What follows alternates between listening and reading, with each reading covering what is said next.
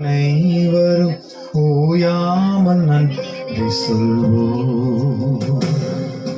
நானும் என் வீடும் என் வீட்டார் அனைவரும் ஓயாமல் நன்றி சொல்வோம். ஒரு கரு போல காத்தீரே நன்றி, என்னை சிதையாம சுமந்தீரே நன்றி. ஒரு கரு போல் என்னை சிதையாம சுமந்தீரே நன்றி.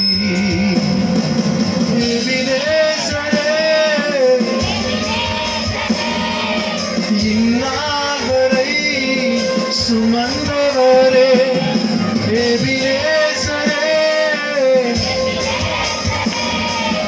என் நினைவா இருப்பவரே, நன்றி நன்றி நன்றி. இதயத்தில் சுமந்தீரே நன்றி நன்றி நன்றி நன்றி. கருப்போல் மறுபடியாக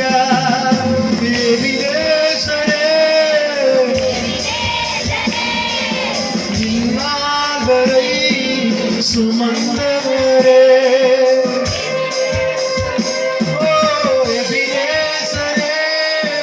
என் நினைவா இருப்பவரே, நன்றி நன்றி நன்றி.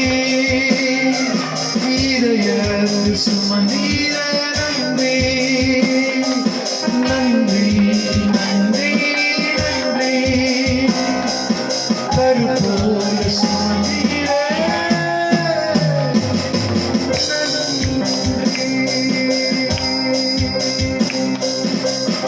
ஆவியானவரே, எங்க மத்தியில வரவேற்கிறோம். ஆவியானவரே, எங்க மத்தியில வாங்க. ஆவியானவரே, Holy Spirit, we call upon you this hour, oh God. எங்க மத்தியில நீங்க வாங்க. இந்த நற்செய்தியின் வார்த்தைகளை கொண்டு வரும்படியா ஜெபிக்கிறோம். எதிர்பார்ப்போட ஜனங்கள் இருக்கிறாங்க. இந்த எதிர்பார்ப்புகளை தேவனுக்கு கர்த்தர் சந்திக்கும்படியா பிரார்த்திக்கிறோம். தகவல் அப்பாவை நன்றி செலுத்துகிறோம் ராஜா. நன்றி ஆண்டவரே, நன்றி நன்றி நன்றி ராஜா. సియోనిలో మిమ్మ చూడాలని ఆసక్తి ఉన్నాను నా యేసయ్యా. సియోనిలో మిమ్మ చూడాలని ఆసక్తి ఉన్నాను నా యేసయ్యా. నీకే అందరూ కలిసి చప్పట్లు కొడుతూ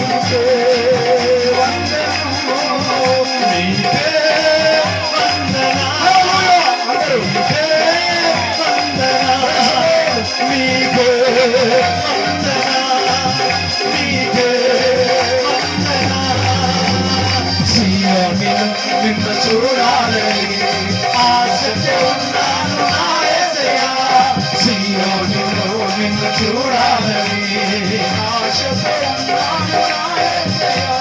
సియోనులో నిన్ను చూడాలని ఆశతో ఉన్నాను నా యేసయ్యా. సియోనులో నిన్ను చూడాలని ఆశతో ఉన్నాను నా యేసయ్యా. సియోనులో నిన్ను చూడాలని సియోనులో నిన్ను చూడాలని నా యేసయ్యా నీకే వందనాలు నీకే వందనాలు నీకే వందనాలు నీకే వందనాలు నీకే వందనాలు నీకే వందనాలు నీకే వందనాలు నీకే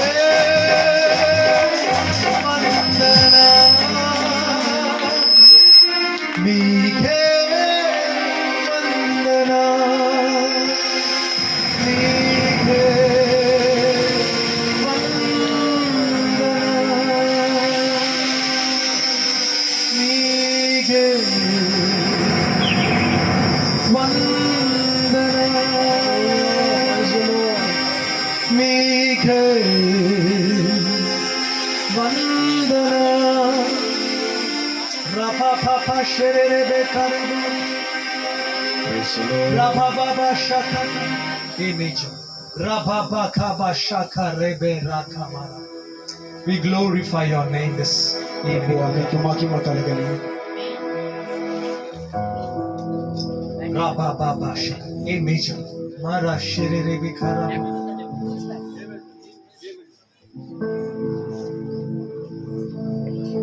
Image. சிங்காசனம் வீற்றிருக்கும் பரிசுத்தரே பரிசுத்தரே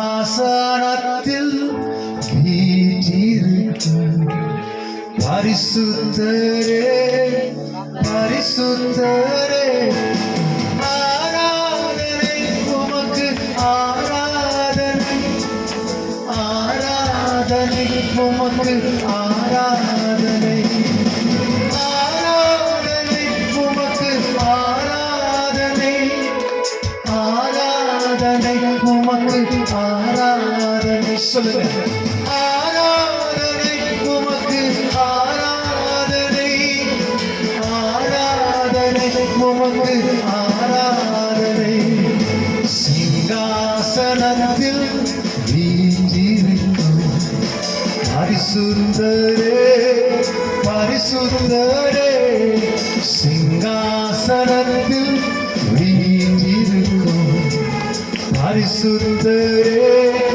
பரிசுத்தரே ஆராதனை உமக்கு ஆராதனை ஆராதனை உமக்கு ஆராதனை ஆராதனை உமக்கு ஆராதனை ஆராதனை உமக்கு ஆராதனை ஆராதனை உமக்கு ஆராதனை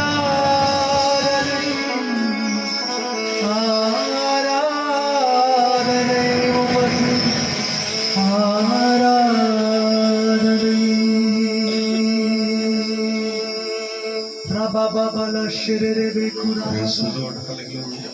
ரபபபப ஷிரரே ரெபே ரபபபப ஷிரரே மெந்தரப நீங்க ஒருத்தர் தன்னுடைய வயிற்று வலிக்காக ஜெபித்துக் கொண்டிருக்கிறீங்க మా ఇక్కడ ఒకరు కడుపు నొప్పి కొరకై ప్రార్థన చేయాలని ఆలోచిస్తున్నారు. அநேக நாட்களாக இந்த வயிற்று வலி உங்களுக்கு தீவிரமாய் கொண்டிருக்கிறது. అనేక దినములుగా కడుపు నొప్పితో తీవ్రంగా బాధపడుతూ ఉన్నావు. இதுக்கு ஏதாவது தீர்வு கிடைக்குமான்னு சொல்லி அநேக ஸ்தலத்துக்கு நீங்க போய் வந்திருக்கிறீங்க. దీనికి ఏదైనా ఒక మంచి తీర్మానం దొరుకుతుందా అని అనేక చోట్లకు వెళ్ళి వచ్చావు. நிறைய மாத்திரங்களை மூழ்கி இருக்கிறீர்கள். చాలా టాబ్లెట్లన్నీ మింగావు.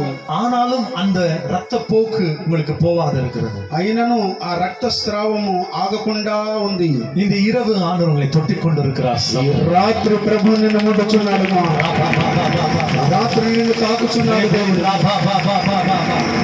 நீரூற்றுகள் இயேசுவின் நாமத்தில் அடிக்கட்டும் ஆண்டவரே. యేసు నామములో రక్త దారులు కట్టును Mighty name of Jesus. இயேசுவின் సర్వశక్తి కలిగిన నామములో எல்லா நீரூற்றுகளை போல் நிக்கட்டும் இயேசுவின் நாமத்தில். ప్రభువా నీటి ఊటలు ఆగినట్టుగా ఆగిపోనేవి. இங்க ஒருத்தர் கட்டி இருக்குது, அந்த கட்டிக்காக ஜெபித்துக் கொண்டிருக்கிறீர்கள். కొంతమంది ఇక్కడ ఉన్న ఒకరు గడ్డలున్నాయి, ఆ గడ్డ కరిగిపోవాలని వచ్చున్నారు. ஆண்டவர் தாமே அந்த ஜெபத்தை கேட்டு ஆண்டவர்களை தொட்டுக் கொண்டிருக்கிறார் இந்த இரவுகளை. ప్రభు నీ ప్రార్థన విని నీ గడ్డను ఈ రోజు ముట్టి బాగు చేస్తున్నాడు. இயேசுவின் நாமத்தினால பெற்றுக்கொள்ளு. యేసు నామములో పొందుకో, பெற்றுக்கொள்ளு.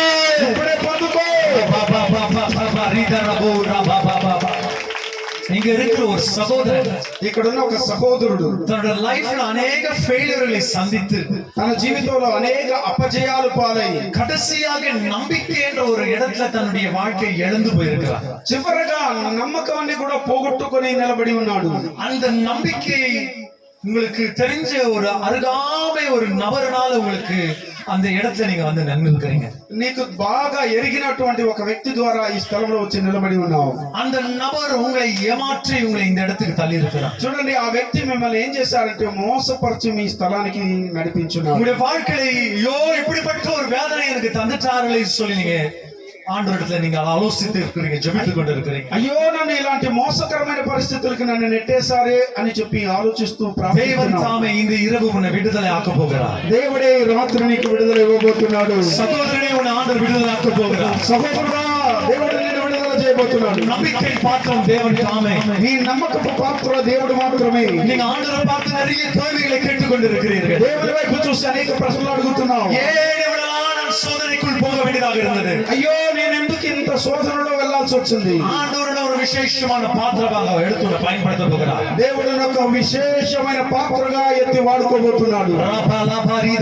ஆண்டவருடைய ஆசீர்வாதத்தின் ஒரு கருவியாக வரப்போகிற நான் உன்னை எடுத்து பயன்படுத்த போகிறார். దేవుడు నేను ఒక ఆశీర్వాదకరమైన పాత్రగా ఎత్తి రానున్న దినాల్లో వాడుకోబోతున్నాడు. இங்க ஒரு சகோதரர் தன்னோட வேலைக்காக ஜெபித்துக் கொண்டிருக்கிறீங்க. ఇక్కడ ఒక సహోదరుడు తన పని నిమిత్తమై ప్రార్థన చేస్తున్నారు. எந்த வேலை செய்தாலும் சக்சஸ் இல்லாத இருக்கிறீங்க நீங்க. ఏ పని చేసినా జయమే కావటం లేదు. இந்த இரவு தேவனுக்கு கர்த்தருடைய வாழ்க்கையை வாசலை திறக்க போகிறார். ఈ రాత్రి దేవుడు నీ యొక్క ద్వారాలు తెరుస్తూ ఉన్నాడు. ஆண்டவருக்கு ஒரு புதிய வழிய மார்க்கத்தை வெளிப்படுத்துவார். దేవుడు నీకు నూతన మార్గాన్ని తెరుస్తూ ఉన్నాడు. இதுவரைக்கும் எல்லா இடத்துல ரிஜெக்ஷன் இல்ல இல்ல இனிமேல் நீ சக்சஸ் అని பார்க்க போகிறார். ఇది వరకు అన్ని చోట్ల నిన్ను తోసేశారు, లేదు లేదు అని చెప్పేశారు.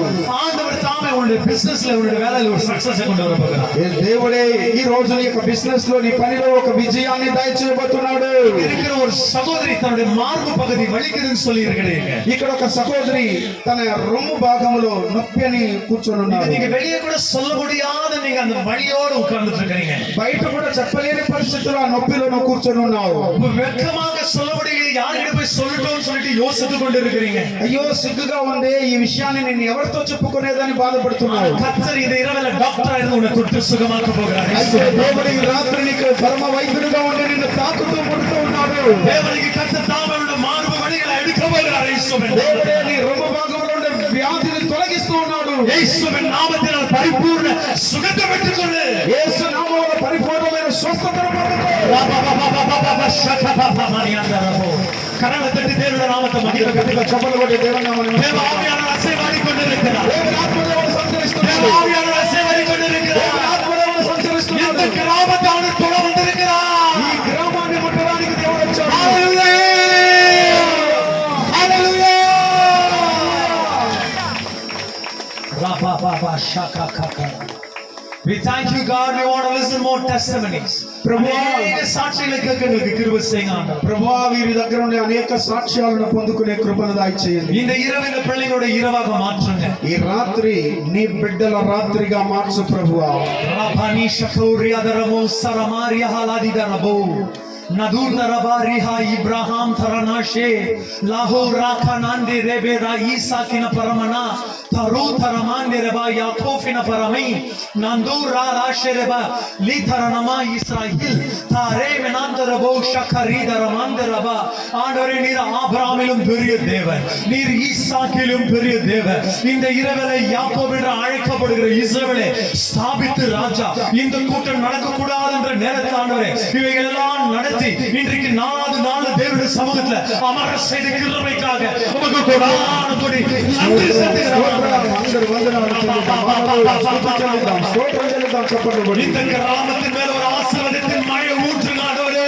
ఈ గ్రామం మీద నీ ఆశీర్వాదపు వర్షమును కుమ్మరించు ప్రభువా. மழை ஊற்றுங்க ஆண்டவరే. ఆశీర్వాదపు వర్షమును కుమ్మరించు. ஒரு மழை ஊற்றுங்க ஆண்டவరే. నీ వర్షమును కుమ్మరించు ప్రభువా.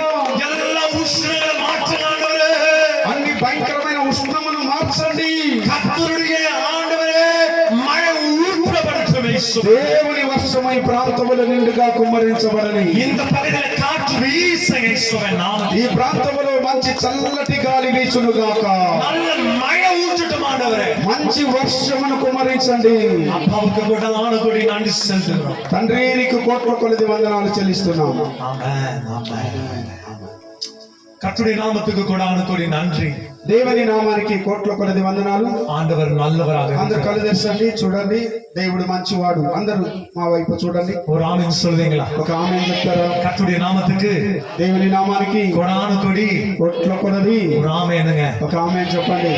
நாங்க பெங்களூர்ல இருந்து வந்து கொண்டிருக்கிற நேரத்துல நாங்க சித்தூர் தாண்டிட்டோம். మేము బెంగళూరు నుంచి వచ్చే పరిస్థితిలో చిత్తూరు దాటాము. நாங்க 2-3 இடத்துல டீ குடிக்கிறதுக்காக இறங்கும் போதுதான் தெரிஞ்சிச்சு வெப்பத்துடைய தன்மை என்ன அதிகமாக இருக்குதுன்னு சொல்லி. 2-3 చోట్ల కారులో వస్తున్నాం కానీ ఏం కనపడలా.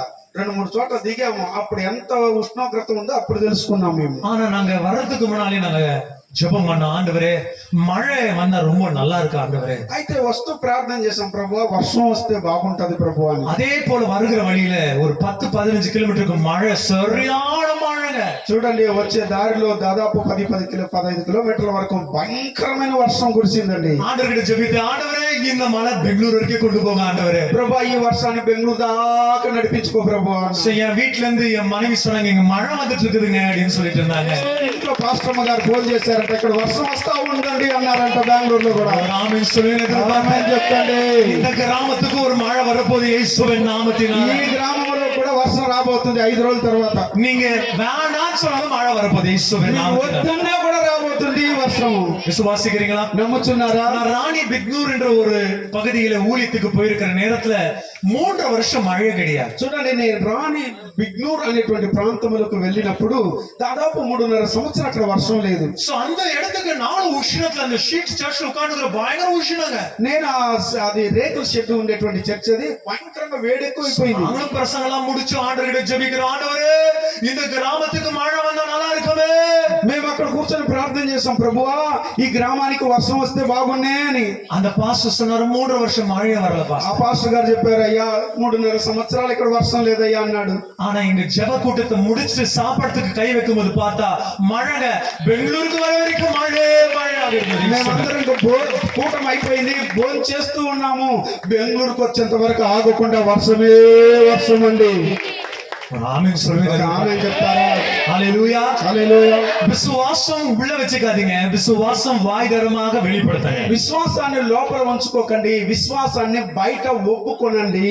உன் வாயை விரிவாக தர, அப்பொழுது நான் நிரப்புவேன். నీ నోరును బాగుగా తెరువు, దాన్ని నేను నింపుతాను అంటున్నాడు. உன் வாயினால் அறிக்கை செய், நீ ரட்சித்துக் கொள்ளுவேன். నీ నోటి ద్వారా ఒప్పుకో, అప్పుడు నువ్వు రక్షించబడతావు. சோ வாயினால் எதெல்லாம் சொல்லுகிறீங்க, ஆண்டவர் அப்படியே செய்வார். నీ నోటి గుండా ఏదైతే చెప్తావో అలాగే చేస్తాడు. ஒரு ஆமென் சொல்லுவீங்களா? ఒక ఆమేన్ చెప్తారా? ஆமென் சொல்லுவீங்களா? ఆమేన్ చెప్తారా? நான் கடந்த வாரத்துல ஒரு சகோதரி இடத்துல நான் ஒரு மெசேஜ் அனுப்பிச்சேன், is everything okay with you, எல்லாமே உங்ககிட்ட கரெக்டா இருக்குதான்னு கேட்டேன். నేను ఒక సహోదరికి మెసేజ్ పెట్టానమ్మా, నీ దగ్గర అన్ని సరిగ్గా ఉన్నాయా అని అడిగా. அவங்க சொன்னாங்க நோ பாஸ்டர்னு சொல்லி எனக்கு ஒரு போட்டோ எனக்கு அனுப்புனாங்க.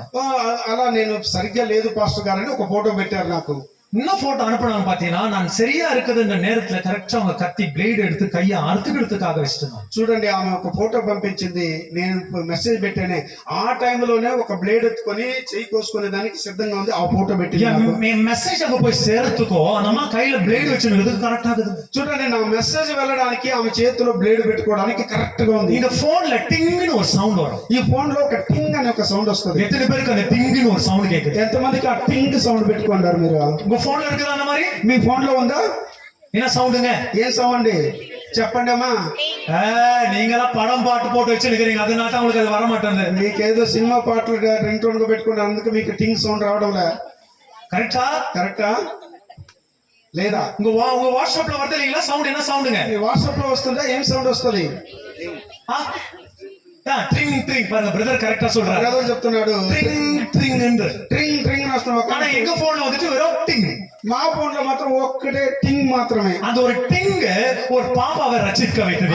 టింగ్ ఒక పాపను మరణాపాయంలో నుండి రక్షించింది. அவன் வந்து என்கிட்ட வந்து பேசுறான், பாஸ்டர் நீங்க அந்த டிங் அந்த மெசேஜ் அனுப்பாதே நான் செத்துட்டு இருப்பேன். ఆ వచ్చి నాతో నేరుగా చెప్పింది, పాస్టర్ గారు ఆ రోజు మీరు గాని ఆ టింగ్ మెసేజ్ నాకు రాకపోయితే నేను చచ్చుంటాను పాస్టర్ గారు అనింది. இன்னைக்கு இந்த இரவேளையில அநேகருடைய வாழ்க்கையில அந்த டிங் சவுண்ட் போடுறதுக்கு தான் பெங்களூர்ல நீங்க வரைக்கும் ஆண்டவர் அழைத்து கொண்டு வந்தார். ఈ రాత్రి మీ అందరిలో కూడా టింగ్ సౌండ్ వేయడానికి బెంగళూరు నుంచి నన్ను పంపించాడు దేవుడు. சத்தம் பேரு கர்த்தராகிய இயேசு கிறிஸ்துங்க. ఆ శబ్దము పేరే ప్రభువైన యేసు క్రీస్తు. கரவத்தட்டி ஒரு ஆமென் சொல்றீங்களா? ஆமென் சொல்றீங்களா? ஒரு ஆமென் சொல்றீங்களா? இயேசுப்பா எனக்காக இறங்கி வாங்க. ప్రభువా నా కొరకు దిగి రండి. ஹalleluya. இன்னைக்கு நீங்க கேட்க போற ஒரு மெசேஜ், இன்னைக்கு நாளைக்கு ஒரு சீரியஸான ஒரு மெசேஜ். ఈ రోజు రేపు మీరు వినబోయేటువంటి వర్తమానము అది ఒక సీరియల్ లాగా ఉంటుంది మీకు. ஒருவேளை நீங்க இந்த செய்தியை கேட்டிருக்கலாம், ఒకవేళ ఈ వర్తమానం మీరు వినుండొచ్చు. உங்களோட பாஸ்டரும் அந்த செய்திகளை சொல்லிருக்கலாம், మీ పాస్టర్ గారు కూడా ఆ వర్తమానం మీకు చెప్పుండొచ్చు. பட் நான் ஒரு வித்தியாசமான கோணையில கொண்டு போகணும்னு ஆசைப்படுறேன். అయితే నేను ఒక వ్యత్యాసమైన కోణంలో తీసుకెళ్లాలని நான் ఆశిస్తున్నాను. பிரதர் கிட்ட வந்திருக்கும் போது சொல்லிட்டு இருந்தேன், நிறைய டோல்கேட் இருக்குது, ஆனா மேப்ல ஒரு ஃபெசிலிட்டி இருக்குது, டோல்கேட் எப்படி எஸ்கேப் ஆயிட்டு வேற பக்கம் போயிட்டு வரலாம்னு சொல்லிட்டு ஒரு அந்த மேப்ல ஃபெசிலிட்டி இருக்கு. చూడండి, మేము వచ్చేటప్పుడు చాలా టోల్ గేట్లు అన్ని ఉండింది. అయితే మా ఫోన్ లో టోల్ గేట్ అన్ని తప్పించుకునే ఒక మార్గం కూడా చూపిస్తా ఉంది. అది அதே போலதான் இன்னைக்கு இந்த செய்தி உங்களுடைய வாழ்க்கைக்கு ஏதோ ஒரு புதிய விதமாக இருக்குன்னு சொல்லி நான் விசுவாசிக்கிறேன். అదే విధంగానే మీ జీవితంలో కూడా నేను చెప్తున్న వాక్య భాగం ఒక నూతన కోణంలో ఉండబోతుంది. உங்களை பார்த்து ஒரு கேள்வி கேட்கிறேன், మిమ్మల్ని చూసి ఒక ప్రశ్న అడుగుతాను. உலகத்துல இருக்கிற ஜனத்தை பார்க்கிலும் நீங்க என்ன அவ்வளவு விசேஷம்? ఈ లోకంలో ఉన్న ప్రజల కంటే మీరెందుకు అంత విశేషమైన వారు? అది చెప్పట్లు కొట్టేదానికి ముందా சொல்லுங்க, చెప్పండి.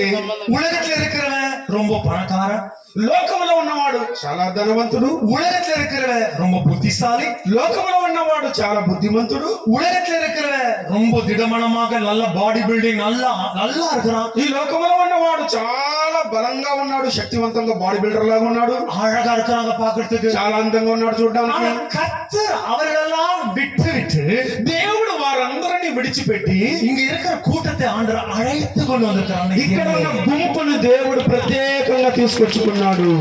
ஏன்? ఎందుకు? ஹல்லேலூயா. హల్లెలూయా. ஒரு ஆமென் சொல்வீங்களா? ఒక ఆమె చెప్తారా? இந்த பரிசுத்த வேதாகமம் முதலாவது நமக்கு வரல. ఈ పరిశుద్ధ బైబిల్ గ్రంథం మొట్టమొదటిగా మనకు రాలేదు. ஆண்டவர் தம்முடைய அயர்ந்த யோசனையில ஆண்டவர் ஆதாம் ஏவாளை உருவாக்கினார். దేవుడు ఒక ఉన్నతమైన ఆలోచనతో ఆదామును అవ్వను దేవుడు కలుగజేశాడు. நிறைய கேள்வி இருக்குது, நீங்க கேட்கலாம், கடவுள்னா யாரு, எங்க இருக்கிறாரு, எப்படி இருக்கிறாரு, இவைகளெல்லாம் நீ என்ன பார்த்து கேட்கலாம், நான் உங்களுக்கு கண்டிப்பா உங்களுக்கு பதிலை தருவேன். మీరు చాలా ప్రశ్నలు అడగొచ్చు. అయ్యా, దేవుడు అనేవాడు ఎక్కడున్నాడు, ఎలా ఉన్నాడు, ఎట్టున్నాడు అని చెప్పి నన్ను ప్రశ్నలు అడగొచ్చు. ஏன்னா உங்களுக்கு ரைட்ஸ் இருக்குது. ఎందుకనగా మీకు అందరికి హక్కు ఉంది. கடவுள்னு சொல்லும் போது దేవుడు అని చెప్పేటప్పుడు யாரா இருக்க முடியும்? ఆయన ఎవరై ఉండొచ్చు? யாரா இருக்க முடியும்? ఆయన ఎవరై ఉండొచ్చు? ஒண்ணு அழகா இருக்கலாம், ఒకడు అందంగా ఉండొచ్చు, ஒண்ணு யோசனை உள்ளவராக இருக்கலாம், మంచి ఆలోచన కలిగిన இல்ல ஒண்ணு வந்துட்டு பவர்ஃபுல்லா ரொம்ப வல்லமை உள்ளவராக இருக்கலாம், చాలా శక్తివంతుడై ఉండొచ్చు. யாரா இருக்கிற கடவுள்னு சொல்லும் போது ఇప్పుడు దేవుడుగా ఉండేవాడు ఎలా ఉండొచ్చు? ఎవరై ఉండొచ్చు? எப்படி இருக்கலாம்? ఎలా ఉండొచ్చు? உங்களை நீங்க பார்க்கும் போதெல்லாம் உங்களுக்குள்ள ஆண்டவர் ஏதோ ஒரு விஷயத்தை வைத்திருக்கிறார். మిమ్మల్ని చూసేటప్పుడల్లా మీలో ఒక విశేషతను దేవుడు ఉంచున్నాడు. தேவன் உங்களை இந்த பூமியில அதிகாரம் கொண்டவராக உங்களை ஸ்தாபித்துக் கொண்டு போயிருக்கிறார். దేవుడు మిమ్మల్ని ఈ భూమి మీద ఒక అధికారం కలిగిన వాళ్ళగా స్థాపించి తీసుకెళ్తున్నాడు. பைபிளுடைய வசனம் சொல்கிறது, బైబిల్ వాక్యం సెలవిస్తుంది, இந்த ஆதியிலே வானத்தை பூமி சிருஷ்டித்தார் என்ற வசனம் இருக்கு தெரியுங்களா? ఆది యందు దేవుడు భూమి ఆకాశములను కలుగజేశాడన్న వాక్యం ఉంది కదా. அதுக்கு முன்னாலே கர்த்தர் கடவுளாவே இருக்கிறார். అంతకు ముందు నుండి దేవుడు దేవుడుగానే ఉన్నాడు. நீங்க எழுத்துதான் பார்க்கிறீங்க, దీని అక్షరాలు మాత్రం చూస్తున్నారు. ஆனா இந்த எழுத்து முன்னாலே யார் இருக்கிறாரு? ఈ వార్తకు ముందు నుంచి ఎవరున్నారు? யாருங்க? ఎవరు? சரி, ஆண்டவர் வானத்தையும் பூமியும் ஸ்தாபித்தார் பைபிள் சொல்லுது. దేవుడు భూమి ఆకాశములను కలుగజేశాడని వాక్యం அப்ப చెప్తుంది. அவர் ஸ்தாபிக்கும் போது அவருடைய கால் எங்க இருந்துச்சு? ఆయన స్థాపించేటప్పుడు ఆయన కాళ్ళు ఎక్కడ ఉంది? ஏன்னா அப்பதான் பூமி வானம் ஸ்தாபிக்கிறார். அப்ப அவர் காலம் எங்க இருந்துச்சு? ఇప్పుడు ఆయన భూమి ఆకాశం కలుగజేసి ఆయన కాళ్ళు ఎక్కడ ఉన్నాయి? அப்ப உங்களை நிறைய கேள்வி கேட்கலாம் இந்த இரவு. ఈ రాత్రి మిమ్మల్ని ఎక్కువ ప్రశ్నలు అడగొచ్చా? చెప్పండి, మీరు కూడా అడగొచ్చా? தாராளமா என்ன பண்ணலாம் நீங்களும். ధారాళంగా మీరు కూడా ఏం చేయొచ్చు ஆ, ప్రశ్నలు. ஆனா உங்களை இன்னைக்கு உங்களோட மைண்ட் கொஞ்சம் கசக்கிட்டாவே ఈ அனுபவிச்சு. రోజు మీ యొక్క మైండ్ ని బాగా పిండైపోతున్నా నేను. எலுமிச்சை பழத்தை உரிந்தால்தான் அதோட சாராம்சம் வெளிவரும். నిమ్మకాయని పిండితేనే దాంట్లో నుంచి జ్యూస్ వస్తది. அதே போல உங்களை இன்றுதான் ஆண்டவர் அபிஷேகம் உங்க மேல அந்த இயேசுவை நான் இறக்க முடியும். కాబట్టి మిమ్మల్ని అంతా కూడా అలాగ పిండితేనే మీ దగ్గర నుండి అన్ని రాబెట్టగలుగుతాం. ஹல்லேலூயா. హల్లెలూయా. సో இது அநாதி தேவன். ఈ అనాది కాలపు దేవుడు வானத்தையும் பூமியும் ஸ்தாபிக்கிறதுக்கு முன்பாகவே அவர் தேவனாகவே இருந்தார். ఈ భూమి ఆకాశములను కలగజేయడానికి ముందుగానే ఆయన దేవుడుగానే ఉన్నాడు. அவருக்கு ஆரம்பம் இல்ல, அவருக்கு முடிவு இல்ல. దేవునికి ఆది లేదు, అంతము లేదు. அவருக்கு டைம் இல்ல. ఆయనకు సమయం లేదు. நீங்களும் நானும் டைமுக்கு உள்ள இருக்கிறோம். నీవు నేను మనము టైం లోపల ఉన్నాం. ஆனா கர்த்தர் கடவுள்னு சொல்லும்போது அவர் டைமுக்கு வெளியே இருக்கிறார். ఆయన సమయానికి అతీతంగా ఉన్నాడు. ఆయన விசுவாசிக்கிறீங்களா? నమ్ముచున్నారా? அவருடைய அயர்ந்த யோசனையில நாம் மனுஷர்களை நம்ம சாயலாக நம் ரூபத்தின்படி நாம் அவர்களை உருவாக்குவோம் சொல்லி ஆண்டவர் உருவாக்கினார். దేవుడు ఉన్నతమైన ఒక ప్రణాళికలో వాళ్ళందరూ కలిసి మాట్లాడుకున్నారు. మన పోలిక చొప్పున మన స్వరూపములో మానవుని కలుగు చేయాలనుకున్నాడు. சோ நீங்களா இந்த பூமியில உற்பத்தி ஆனவர்கள் அல்ல, ஆனா தேவன் நம்மை உற்பத்தி செய்தார். మీ అంతటా మీరే ఈ భూమి మీద వచ్చి ఉత్పత్తి అవ్వలేదు. దేవుడే మిమ్మల్ని ఈ భూమి మీద పుట్టించాడు. ஒரு ஆமென் சொல்வீங்களா? ஆமென். ஒரு ஆமென் சொல்வீங்களா? பாருங்க, அவர் சமுத்திரத்துல பேசினார், சமுத்திரம் உண்டானது. ఆయన సముద్రంతో మాట్లాడితే సముద్రం కలిగింది. பட்சிகளுக்கு பேசினார், பட்சிகள் உருவானது. పక్షులతో మాట్లాడితే పక్షులు వచ్చి కలిగి చేయబడి, செடிகள் கிட்ட பேசினார், செடிகள் உருவானது. చెట్లతో మాట్లాడితే చెట్లన్నీ వచ్చేసాయి. வானத்து பூமி கிட்ட பேசினார், வான பூமி உருவானது. భూమి ఆకాశం కలుగజేయబడును కాకంటే కలుగజేయబడింది. ஆனா மனுஷனை படிக்கும்போது అయితే మనిషిని కలుగజేసేటప్పుడు அவர்கிட்ட அவரே பேசுகிறார். ఆయనతో ఆయనే మాట్లాడుకుంటున్నాడు. என்ன பேசினாரு? ఏం మాట్లాడుకుంటున్నాడు? பாருங்கள், நாம் மனுஷர்களை உண்டாக்குவ கடுவதாக. కాబట్టి మనము మన పోలిక చొప్పున మనుషులను కలుగజేద్దాం అనుకున్నాం. இந்த தேவன் ஆதாம் ஏவாள ஆண்டவர் உருவாக்கினார். ఈ దేవుడే మొట్టమొదటిగా ఆదామును అవ్వను కలుగజేశాడు. ஆனா இந்த ஆதாம் ஏவாள் தேவனுடைய சித்தத்திலிருந்து வெளியே வருகிறார். అయితే ఆదాము అవ్వలు దేవుని యొక్క చిత్తము నుండి బయటకు వచ్చేసారు. என்ன சித்தம்? అది ఏం చిత్తం? ஆண்டவருக்கு கீழ்ப்படியாமல் போகும்போது ஆண்டவர் தாமே அவருடைய சித்தத்திலிருந்து நம்மை நீக்கினார். దేవునికి గిట్టని కార్యాలు, లోబడే కార్యాలు చేసేటప్పుడు తన చిత్తము నుండి వాళ్ళని తొలగిస్తాడు. இங்க இருக்கிற ஒவ்வொரு மனுஷன் மனுஷி தேவனுடைய சித்தத்துக்குள் அடங்கி இருக்கிறவர்களாக இருக்கிறோம். ఇక్కడ ఉన్న ప్రతి ఒక్క బిడ్డలు దేవుని యొక్క చిత్తము లోపల ఉన్న వారై ఉన్నాము. ஆண்டவர் தாமே ஆதாம் ஏவாளை தோட்டத்தை விட்டு ஆண்டவர் வெளியே துரத்தி விடுகிறார். అప్పుడు దేవుడు ఆదాము అవ్వలని ఆ ఏదేను తోట నుండి బయటికి గెంటేశాడు. So ஆதாம்ல இருந்து ஆண்டவர் ஒரு மனுஷனை தேடிக்கொண்டே வருகிறார். ఆదాము నుండి దేవుడు ఒక మనిషిని వెతుక్కుంటూ వస్తున్నాడు. அநேக வருஷமா தேடுகிறார். అనేక సంవత్సరాలుగా వెతికాడు. 500 வருஷம் ஆயிடுச்சு, 500 ఏళ్ళు అయిపోయింది, 1000 வருஷம் ஆயிடுச்சு, 1000 ఏళ్ళు అయిపోయింది, 1500 வருஷம் ஆயிடுச்சு, 1500 ఏళ్ళు అయిపోయింది, 2000 வருஷம் ஆயிடுச்சு. 2000 సంవత్సరాలు ஆண்டவர் தேடிட்டே வருகிறார். దేవుడు వెతుకుతూనే వస్తున్నాడు. ஆனா கடைசியாக ஒரு மனுஷன் வெளிப்படுகிறார். చివరగా ఒక వ్యక్తి బయలుపడ్డాడు. அந்த மனுஷனுடைய பேர் தான் ஆபிரகாம். ఆ మనిషే అబ్రహాం. சோ ஆதாம்ல இருந்து ஆபிரகாம் 2000 வருஷமா தேடி இருக்கிறார். చూడండి, అబ్రహాము మొదలుకొని అబ్రహాము వరకు 2000 సంవత్సరాలుగా వెతికాడు ఒక వ్యక్తి. ஆண்டவர் தேடிக்கொண்டே இருக்கிறார். దేవుడు వెతుకుతూనే ఉన్నాడు. விசுவாசிக்கிறீங்களா? నమ్ముచున్నారా? ஒரு மனுஷனை ஆண்டவர் கடவுள் கண்டுபிடிக்கிறதுக்கு 2000 வருஷம் எடுத்திருக்குதுங்க. చూడండి, ఒక నమ్మకమైన వ్యక్తిని కనిపెట్టడానికి దేవుడికి 2000 సంవత్సరాలు పట్టింది. இதுதான் ஆதியாகம புத்தகத்துல 12ஆம் அதிகாரத்துல 1, 2, 3 நீங்க வாசிக்க கேட்கும்போது ஆண்டவர் தாமே ஆபிரகாமை அழைக்கிறார். చూడండి, ఆది కాండము 12వ అధ్యాయం 1, 2, 3 వాక్యాలు మనం చూసినప్పుడు దేవుడే సాక్షాత్తు దేవుడే ఆ అబ్రహామును పిలుస్తున్నాడు. உன் ఇనத்தையும் உன் ஜனத்தையும் உன் தகப்பனார் வீட விட்டு நான் காண்பிக்கிற ஒரு தேசத்துக்கு நீ கடந்து செல்லுன்றார். నీ తండ్రి ఇంటి నుండి, బంధువుల నుండి, నీ ఊరు నుండి నేను చూపించే దేశానికి నువ్వు వెళ్ళు అంటున్నాడు. நான் உன்னை ஆசீர்வதிப்பேன், నేను నిన్ను ఆశీర్వదిస్తాను. உன்னை ஆசீர்வதிக்கிறவனை ஆசீர்வதிப்பேன், உன்னை சபிக்கிறவனை நான் சபிப்பேன். నీవు ఎవరిని ఆశీర్వదిస్తావో వాళ్ళని నేను ఆశీర్వదిస్తాను. నిన్నెవరు శపిస్తారో వాళ్ళని నేను శపిస్తాను ஒரு అంటున్నాడు. மனுஷனை ஆண்டவர் கண்டுபிடிச்சு அவனை அழைத்து கொண்டு வருகிறார். ఒక వ్యక్తిని దేవుడు ఎన్నుకొని ఆ వ్యక్తిని కనుగొన్నాడు. So, அந்த மனுஷன் சல்தியராகிய ஊ என்ற பட்டணத்திலிருந்து பெர்ஷேபா బెర్షెబా వరకు ఆండర్ కానాన్ దేశத்துக்கு கொண்டு வருகிறார். దేవుడు ఆ కల్దీల పట్టణంలో నుంచి ఆయన బెర్షెబా వరకు ఆయన తీసుకొచ్చి వచ్చాడు. ஹalleluya హల్లెలూయా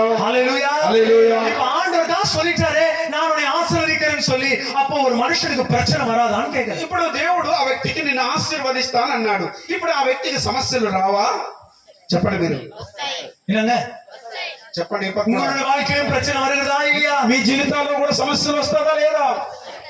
எப்படிப்பட்ட பிரச்சனைகள்? ఎటువంటి సమస్యలు? சரி, வேதத்துல சில பகுதிகளை நாம் கற்றுக்கொள்வோம். బైబిల్లో నుండి కొన్ని భాగాలను నేర్చుకుందాం. సో ఆదియాగమ పుస్తకం 15వ అధికారం 1వ వచనం எடுத்துக்கொள்வோம். ఆది కాండము 15వ అధ్యాయము 1వ వాక్యాన్ని చదువుదాం. ఇది జరిగిన తరువాత ఇవి போதுங்க, இதுதான் என்னுடைய பிரசங்கமே. ఇదే నా యొక్క ప్రసంగమే.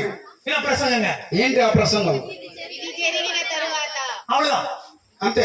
உங்களுடைய வாழ்க்கையிலும் சில விஷயம் ஜெருகி கொண்டிருக்கிறது. మీ జీవితాల్లో కూడా కొన్ని కార్యాలు நடந்து கொண்டிருக்கிறது. ஆபிரகாம் தாமே என்ன சொல்கிறாருங்க? என்ன இருக்குது அவருடைய வாழ்க்கையில? இவைகளெல்லாம் நடந்த பின்பு చూడండి, అబ్రాహాము జీవితంలో ఇది జరిగిన తరువాత. உங்களுடைய வாழ்க்கையில ஒரு கதை இருக்குது. இவைகளெல்லாம் நடந்த பின்பு నీ జీవితంలో కూడా కొన్ని కథలు ఉన్నాయి. అవన్నీ జరిగిన తరువాత. யோபும் சொன்னார் இவைகளெல்லாம் என்னுடைய வாழ்க்கையில நடந்தது. యోబు కూడా అంటున్నాడు ఇవన్నీ నా జీవితంలో జరిగి ఉన్నాయి. விசுவாசிகள் இன்னைக்கு அதுதான் சொல்றான், என் வாழ்க்கையில பாஸ்டர் இதெல்லாம் நடந்தது. విశ్వాసులు కూడా చెప్పొచ్చు, పాస్టర్ నా జీవితంలో నా బతుకులు ఇవన్నీ జరిగాయి అని. அந்த வசனம் அவ்வளவுதானே இருக்குது, இல்ல ఆ full ஆ இருக்குதா? ఆ వాక్యం అంతే కదా ఉంది, ఇంకా ఉందా? இந்த காரியங்கள் நடந்த பின்பு ఇవి జరిగిన తరువాత. So, என்னுடைய கேள்வி, நான் உங்களுடைய வாழ்க்கையில என்ன அந்த மாதிரி நடந்திருக்குது? నీ జీవితంలో కూడా ఏం జరిగింది అన్నదే నా ప్రశ్న. ஹalleluya హల్లెలూయా. உங்களுடைய வாழ்க்கையில కన్నీరు இருக்குதா? నీ జీవితంలో కన్నీళ్లు ఉన్నాయా? உங்க வாழ்க்கையில வேதனை இருக்குதா? నీ జీవితంలో వేదనలు ఉన్నాయా? உங்களுடைய வாழ்க்கையில வியாதி இருக்கிறதா? నీ జీవితంలో వ్యాధులు ఉన్నాయా? ஆண்டவர் இதெல்லாம் தப்பிவிட்டு இன்னைக்கு ஒரு ஆசீர்வாதமான இடத்துல கொண்டு வந்து வைத்திருக்கிறார். దేవుడు వాటన్నిటి నుండి తప్పించి నిన్ను ఒక ఆశీర్వాదకరమైన స్థలంలోకి నడిపించి ఉన్నాడు. గట్టిగా చెప్పగలరు. உங்களுடைய அழுகின் பாதையை தேவனை கத்த சந்தோஷமா மாற்றுவார். నీ కన్నీటి మార్గములను దేవుడు సంతోష మార్గముగా మార్చబోతున్నాడు. வேதனைகளை தேவனுக்கு கத்தெல்லாம் மாற்றுவார். నీ వేదనన్నిటిని నా దేవుడు మార్చబోతున్నాడు. ஹalleluya హల్లెలూయా. ஒரு மனுஷனுடைய வாழ்க்கை தேவன் தாமே ரூபிக்கிறார். దేవుడే ఒక వ్యక్తి యొక్క జీవితాన్ని రూపిస్తాడు. ஆபிரகாமுடைய வாழ்க்கையில என்ன நடந்தது? అబ్రహాము జీవితంలో ఏం జరిగింది? இப்பொழுது ஆதி கண்ட புஸ்தகம் 14వ அதிகாரம் 1வது வசனத்தை வாசிக்க கேட்போங்க. ஸ்னேயாரின் ராஜாவாகிய ஆஹா, அம்ராத்வேலும் பாருங்க, ஸ்னேகாயின் ராஜாவாகிய அம்ராத்வேலும் ஏலாசின் ராஜாவாகிய அரியோகும் ஏலாசின் ராஜாவாகிய அரியோகும் ஏலாமின் ராஜாவாகிய ஏலாமின் ராஜாவாகிய கோமேரும் கெதர்லாகோமேலும் ஜாதிகளின் ராஜாவாகிய ஜாதிகளின் ராஜாவாகிய கிதியாலும் கிதியாலும் இந்த நாட்களில் இருந்த நாட்கள். எத்தனை ராஜாக்கள்? చూడండి ఎంతమంది రాజులు. 14వ అధ్యాయం, ఆది కాండం 14వ అధ్యాయంలో మొదటి వాక్యం నుండి చూస్తున్నాం. అక్కడ సీనారు రాజైన అమ్రాపేలు, ఎల్లాసారు రాజైన అర్యోకు, ఏలాము రాజైన కదొర్లాయోమేరు, గోనీయుల రాజైనటువంటి తిదాలు అను వారి దినములలో. எத்தனை ராஜாக்கள்? ఎంతమంది రాజులండి? கரெக்டா சொல்லுங்க, எத்தனை ராஜாக்கள்? లెక్కేసి చెప్పండి, ఎంతమంది రాజులు? நீங்க சந்திக்கிற ஒவ்வொரு மனுஷனும் சாதாரணமானவன் கிடையாது. అమ్మా, మిమ్మల్ని ఎదుర్కొనే రాజులు సాధారణమైన మనుషులు కాదు. ஆண்டவருடைய பேரோடு எழுதி இருக்கிறார். దేవుడు అక్కడ వాళ్ళ పేర్లతో కూడా రాశాడు. உன்னுடைய வாழ்க்கையில நீ சந்திக்கிற பிரச்சனைகளுக்கு பேர் இருக்கிறது. నీ జీవితంలో నువ్వు దర్శిస్తున్న ప్రతి సమస్యకు పేర్లున్నాయి. தாவீது சந்தித்த மனுஷன் பேர் கோலியாத்து. దావీదు ఎదుర్కొన్న వ్యక్తి ఎవరంటే గొల్యాతు. அவன் ராஜா கிடையாது, அவன் ராட்சதன். వాడు రాజు కాదు, వాడు రాక్షసుడు. ஆனா ஆபிரகாம் சந்தித்த நபர்கள் ராட்சதர்கள் அல்ல, ராஜாக்கள். అయితే అబ్రహాము దర్శించిన వ్యక్తులందరూ రాజులే. ஹalleluya హల్లెలూయా. ஒரு ராஜா கீழே எவ்வளவு ஜனங்க இருப்பாங்க? ఒక రాజు కింద ఎంతమంది ప్రజలు ఉంటారు? எவ்வளவு பேர் இருப்பாங்க? ஒரு 10 பேர், ఒక 10 మంది. ఒక రాజు కింద ఎంతమంది ఉంటారు చెప్పండి? எவ்வளவு பேருங்க? நிறைய சொல்லாதீங்க, எவ்வளவு பேருங்க? ఎంత పేరు చెప్పండి, ఎంతమంది ఉంటారు? ஆ? 100 మంది పైన ఉంటారు. கொஞ்ச மந்தினா எவ்வளவுங்க? இவ்வளவு பேரா? 100 పేరు சொல்றாரு. 100 பேர் ராஜா ஆட முடியுமா? ఒక 100 మందికి రాజు అయిపోతాడమ్మా? దేశానికి కదమ్మా రాజు అయ్యాడు. என்னங்க இப்பதான் பாயிண்ட்டுக்கு வரீங்க. எத்தனை பேருங்க? ஒரு பெரிய கூட்டத்தை அவன் ஆளுகை செய்கிறவன் தான் ராஜா அதிபதி. చూడండి, ఒక పెద్ద గుంపును పరిపాలించేవాడు అనక ఒక దేశాన్ని పరిపాలించే రాజు అంటారు. பைபிள் சொல்லுது ஆபிரகாம் ஒரு ராஜாவை சந்திக்கல, ஆபிரகாம் 4 ராஜா பத்தி பைபிள் எழுதியிருக்கு. అయితే అబ్రహాము 4 రాజులను దర్శించినట్టుగా కనబడుతుంది. அப்படித்தானே இருக்குதுங்க. అలాగే కదా రాయబడింది. சரி, இப்பொழுது அதே அதிகாரத்துல 9வது வசனத்தை வாசிக்க கேட்போம். ఇప్పుడు 14వ అధ్యాయంలో ఆదికాండ 14లో 9వ వాక్యాన్ని చదువుదాం. అనగా ఏ రామరాజైన కదొర్లాయోమేరు, గోయిల రాజైన తిదాలు, సీనారు రాజైన అమ్రాపేలు, ఎల్లాసరు రాజైన ఆర్యోకు అను 4గురితో ఆ 5గురు రాజులు. போதுங்க. என்னங்க ఇప్పుడు ఎంతమంది అంటారు? பிரச்சனை கம்மியாகணும், பிரச்சனை என்ன ஆகுது? ఇప్పుడు సమస్య తక్కువ అవ్వాలి. సమస్య ఎంత అవుతుంది? ఇప్పుడు 4 பேர் எவ்வளவு பேர் ஆயிட்டாங்க? ఇప్పుడు 4 ఎంతమంది అయ్యారు? 4 + 5 எவ்வளவுங்க? 4 ప్లస్ 1 5. கரெக்டா சொல்லுங்க. நீங்க என்னங்க அப்படி சொல்லிட்டு இருக்கீங்க? எவ்வளவு பேருங்க? 4 + 5 4 + 5 ఎంత? 10. 9ங்களா? 9 అండి. ఓ, என்னங்க எத்தனை பேருங்க? ఎంతమంది అండి? 9 ராஜாக்கள். யாருங்க? 9 మంది రాజులండి. ஒரு மனுஷனுக்கு எத்தனை பேருங்க? ఒక్క మనిషికి ఎంతమంది అండి? ஆபிரகாம் ஆண்டவர் சும்மா அழைக்கல. చూడండి, అబ్రహామును ఊరిక పిలవలేదు. ஆபிரகாம் நீ ரொம்ப அழகாக்கிறவான் அழைக்கல. అబ్రహాము నువ్వు అందం ఉన్నారా రారా అని పిలవలా. ஆபிரகாம் ஒரு ரிஜெக்டட் கேண்டிடேட். అబ్రహాము దేవుని చేత తిరస్కరించబడిన ఒక వ్యక్తి. என்னோட வயசே 75. ఆయన వయసే 75 ఏళ్ళు. అప్పుడు அடுத்தது அவனுக்கு பிள்ளையோட வம்சமே கிடையாது. అతనికి తరువాత చూస్తే వంశమే లేదు ఆయనకి. மூணாவது அவரோட நாடோடி. ఆ మూడవదిగా చూస్తే అతడు ఒక పరదేశి. அவனுக்கு ஒரு நிலையான என்ன இல்லைங்க, ఆయనకు ఒక స్థిరమైనటువంటిది ఏం లేదండి. ஒரு ஸ்தலம் கூட கிடையாது. స్థిరమైన స్థలం లేదు. சரி, உங்க வாழ்க்கையில இந்த 3 விஷயத்துல ஏதாவது இருக்குதா? మీ జీవితంలో ఈ మూడిట్లో ఏమైనా ఉన్నాయా? கண்டிப்பா இருக்குது. ఖచ్చితంగా ఉంటారు. உங்களுக்கு ஒரு வீடு வாசல் இருக்குது. మీకు ఇల్లు వాకిలు ఉన్నాయి. இருக்குதா இல்லையா? ఉందా లేదా? உங்களுக்கு நல்ல குடும்பம் இருக்குதா இல்லையா? మంచి కుటుంబం ఉందా లేదా? பிள்ளைங்க இருக்கிறாங்களா இல்லையா? పిల్లలు ఉన్నారా లేదా? கல்யாணம் ஆகாத பசங்களை கேட்கல, ஆணுங்களை கேட்கறாங்க. మా పెళ్లి కాని వాళ్ళని అడగలేదమ్మా, పెళ్లి అయిన వాళ్ళు కూడా చెప్తున్నాను. బ్రదర్స్ కూడా ఆమా அப்படின்றாங்க. எனக்கு பயம் ஆகுது அப்படியே கேட்க. బ్రదర్స్ కూడా పెళ్లి కాని వాళ్ళు కూడా ఆమా అంటున్నారు. సో కళ్యాణ ఆణుங்களுக்கு என்ன தெரியுங்க? எவ்வளவு பசங்க? పెళ్లి అయిన వాళ్ళకందరికి ఎంతమంది పిల్లలు?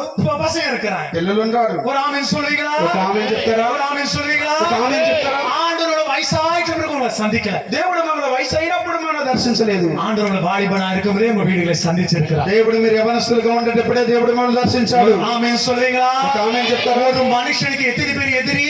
ఇప్పుడు ఒక వ్యక్తికి ఎంతమంది శత్రువులు? அவங்க 9 பேரும் ராஜாக்கள். ఆ 9గురు రాజులు. ఆమెన్ சொல்வீங்களா? ఆమెన్ చెప్తారా? விரோதமா எத்தனை பேரு? ఇప్పుడు విరోధంగా ఎంతమంది?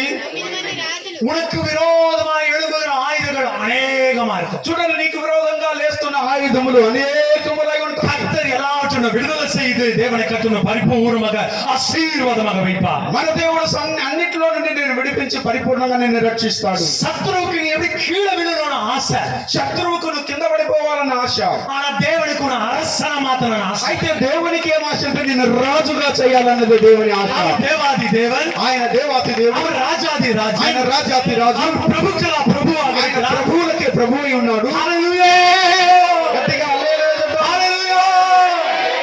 கர்த்தராகிய இயேசு கிறிஸ்துவை பார்த்து கேட்கிறாங்க, நீங்க யூதருக்கு ராஜாவான்? ప్రభువైన యేసుక్రీస్తును చూసి అడుగుతున్నారు, అయ్యా నువ్వు యూదులకు రాజువా అని. அவர் சொன்ன வார்த்தை என்ன தெரியுமா? ఆయన చెప్పిన మాట ఏంటో తెలుసా? நீங்க சொன்னது போல நான் யூதருக்கு నువ్వు చెప్పినట్టే నేను యూదుల రాజుని అన్నాడు. தேவனுக்கு கர்த்தர் நீ வாயினால் எதை அறிக்கை செய்கிற அதுதான் உனக்கு கிடைக்கும். నీ నోటి గుండా ఏదైతే ప్రకటిస్తావో అదే జరుగుతుంది నీకు. ஆண்டவரோட விசேஷமான ஒரு யுத்தத்துக்காக உன்னை அழைத்துக் கொண்டிருக்கிறார். నా దేవుడు నిన్ను ఒక విశేషమైన యుద్ధం కొరకే పిలుస్తున్నాడు.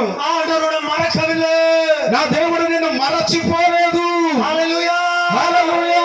இப்போ 10வது వசனத்தை வாசிக்க கேட்போம். ఇప్పుడు 10వ వాక్యాన్ని చదువుదామా? அந்த சீத்தேம் பள்ளத்தாக்கு சீத்தேல் என்ற பள்ளத்தாக்கு எங்கும் நீழ்ச்சில் உண்டாக்கும் கேணிகள் இருந்தது. ஆஹா, சோதோம் கொமோராவின் ராஜாக்கள் சோதம் கோம்ராவின் ராஜாக்கள் முறிந்தோடி அங்கே விழுந்தார்கள். மீந்தவர்கள் மலைகளுக்கு ஓடிப்போனார்கள். மீந்தவர்கள் மலைக்கு ஓடி போனார்கள். அப்பொழுது ஆஹா, அவர்கள் சோதோமிலும் அவர்கள் சோதமிலும் கொமோராவிலும் உள்ள பொருட்கள் பொருட்கள் எல்லாவற்றையும் சோதமையும் கோம்ராக்குள்ள பொருட்களையும் எல்லாவற்றையும் போஜன பதார்த்தங்களோட எடுத்துக்கொண்டு போய்விட்டார்கள். பாருங்க, இந்த ராஜாக்கள் என்ன செய்திருக்கிறாங்கன்னு பார்த்தீங்கன்னா, చూసారా ఈ రాజులు ఏం చేశారని మనం చూసినప్పుడు எங்க வருகிறாங்க? ఎక్కడికి వస్తున్నారు? சோதம் கோம்ராவுடைய பள்ளத்தாக்கு இடத்துல வருகிறாங்க. సోదమ గొమొర్రా రాజులు ఏం చేశారంటే అక్కడ అన్ని మట్టి కీలు గుంటలు ఉంటే ఆ గుంటల దగ్గరకు వచ్చారు. அவர்கள் இருக்கிற எல்லாவற்றையும் திருடி கொண்டு போகிறாங்க. వాళ్ళు అక్కడ ఉన్న వాటన్నిటిని దొంగిలించుకొని వెళ్తున్నారు. இது வரைக்கும் ஆபிரகாமுக்கு எந்த பிரச்சனையும் கிடையாது. ఇది వరకు అబ్రహాముకి ఏ సమస్య లేదు. விசுவாசிகளாக உங்களுக்கு எந்த பிரச்சனையும் கிடையாது. విశ్వాసులైన మీకు ఏ సమస్య లేదు. ஆனா அழைக்கப்படுகிற ஜனங்களுக்கு ஆண்டவர் பரிசோதித்து பார்ப்பார். అయితే పిలువబడిన ప్రజలను దేవుడు పరిశోధించి చూస్తాడు. Your life is full of challenges. మీ జీవితంలో అన్ని సవాళ్ళతో కూడినటువంటిది. உங்களுடைய வாழ்க்கையில வித்தியாசமான சவால்களை சந்தித்துக் கொண்டிருக்கிறீங்க. మీ జీవితంలో వ్యత్యాసమైన సవాళ్ళను దర్శిస్తున్నారు. Do not be surprised to see your problems. కాబట్టి ఎన్నడూ కూడా మీ యొక్క సమస్యలను చూస్తూ ఉండిపోకండి. ஏனென்றால் தேவனுக்கு கர்த்தர் இந்த பிரச்சனையின் மூலமாக அவருடைய நாமத்தை ஆண்டவர் மகிமைப்படுத்த போகிறார். ఎందుకనగా దేవుడు నీకొచ్చే ఆ సమస్యల ద్వారా ఆయనే మహిమ పొందబోతున్నాడు. హల్లెలూయా. హల్లెలూయా. గట్టిగా చప్పట్లు కొట్టి, దగ్గరగా చప్పట్లు కొట్టి, చప్పట్లు కొట్టి. உன்னுடைய பிரச்சனைகளை ஆண்டவர் முற்றிலும் தீர்க்க போகிறார். నా దేవుడు ఈ రాత్రి నీ సమస్యలను పూర్తిగా తొలగించబోతున్నాడు. அது எப்படிப்பட்ட பிரச்சனையா இருந்தாலும் சரி, అది ఎటువంటి సమస్య అయినా కానీ, உனக்கு விரோதமாக எவ்வளவு ராஜாக்கள் எழும்பினாலும் சரி, నీకు విరోధంగా ఎంతమంది రాజులు లేచినా కానీ, என் பைபிள் வாக்கியம் சொல்லுது, தாயின் கருவுல உருவாகத்துக்கு முன்பாகவே நான் உன்னை பேர் சொல்லி அழைத்திருக்கிறேன் சொல்லி. నా బైబిల్ వాక్యం జరిపిస్తుంది ఏమంటే, నీ తల్లి గర్భంలో రూపింపబడక ముందే నేను నిన్ను పేరు పెట్టి పిలిచి ఉన్నానంటున్నాడు. இந்த பிரச்சனை மூலமாக நீங்க அறிந்து கொள்வீங்க, ஜீவனுள்ள தேவன் வானத்தில் எனக்காக யுத்தம் செய்ய போகிறார். చూడండి, జీవం కలిగిన దేవుడు మీ సమస్యల మధ్యలో ఆయనే దిగి వచ్చి యుద్ధం చేయబోతున్నాడు. హల్లెలూయా. హల్లెలూయా. நீ சுமார் நான் உனக்காக யுத்தம் செய்ய போகிறேன். ఊరక ఉండి చూడు, నేను నీ కొరకు యుద్ధం చేయబోతున్నాను. மோசேக்கு ஆண்டவர் சொன்ன வார்த்தை, இது உன்னுடைய யுத்தம் இல்ல, இது என்னுடைய யுத்தமாக இருக்கிறது. మోషేతో దేవుడు చెప్తున్న మాట, ఇది నీ యుద్ధం కాదు, ఇది నా యుద్ధం అని అంటున్నాడు మోషేతో. ஒரு ஆமென் சொல்வீங்களா? ఒక ఆమె చెప్తారా గట్టిగా? இதுவரைக்கும் நிறைய போராடிட்டு இருக்கீங்க தேவ ஜனமே. దేవుని బిడ్డలారా, ఇంతవరకు ఎన్నో పోరాటాల్లో మునిగిపోయినారు మీరు.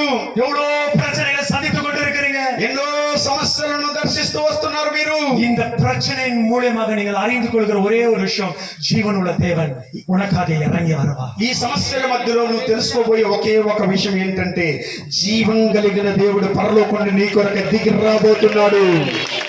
இந்த கூட்டத்தை எதுக்காக ஊழியக்காரர் ஆயத்த பண்ணா உங்களுக்கு தெரியுங்களா? ఈ కూడికను సేవకులు ఎందుకోసం సిద్ధపరిచారు మీకు తెలుసా? இங்க ஒரு கூட்ட ஜனம் சோதம் கோமராக்காக ஜெபிக்க போகுது. ఇక్కడ కూడి ఉన్న గుంపు సొదొమ గొమొర్రా పట్టణం పట్టణం కోసం ప్రార్థించబోతుంది. உங்களுக்கு வேதத்துல சோதம் கோமரா பத்தி நல்லா தெரியும். బైబిల్ గ్రంథంలో సొదొమ గొమొర్రా పట్టణాన్ని గురించి మీ అందరికీ తెలుసు. எனக்கு சோதம் கோமரா பட்டணம் ఏంటంటే ఆ సొదొమ గొమొర్రా పట్టణాన్ని గురించి, దేవునికి ప్రియமாக வாழ்ந்த జనంగా, బాగా ప్రియంగా బతికిన బతులు కదా వాళ్ళు.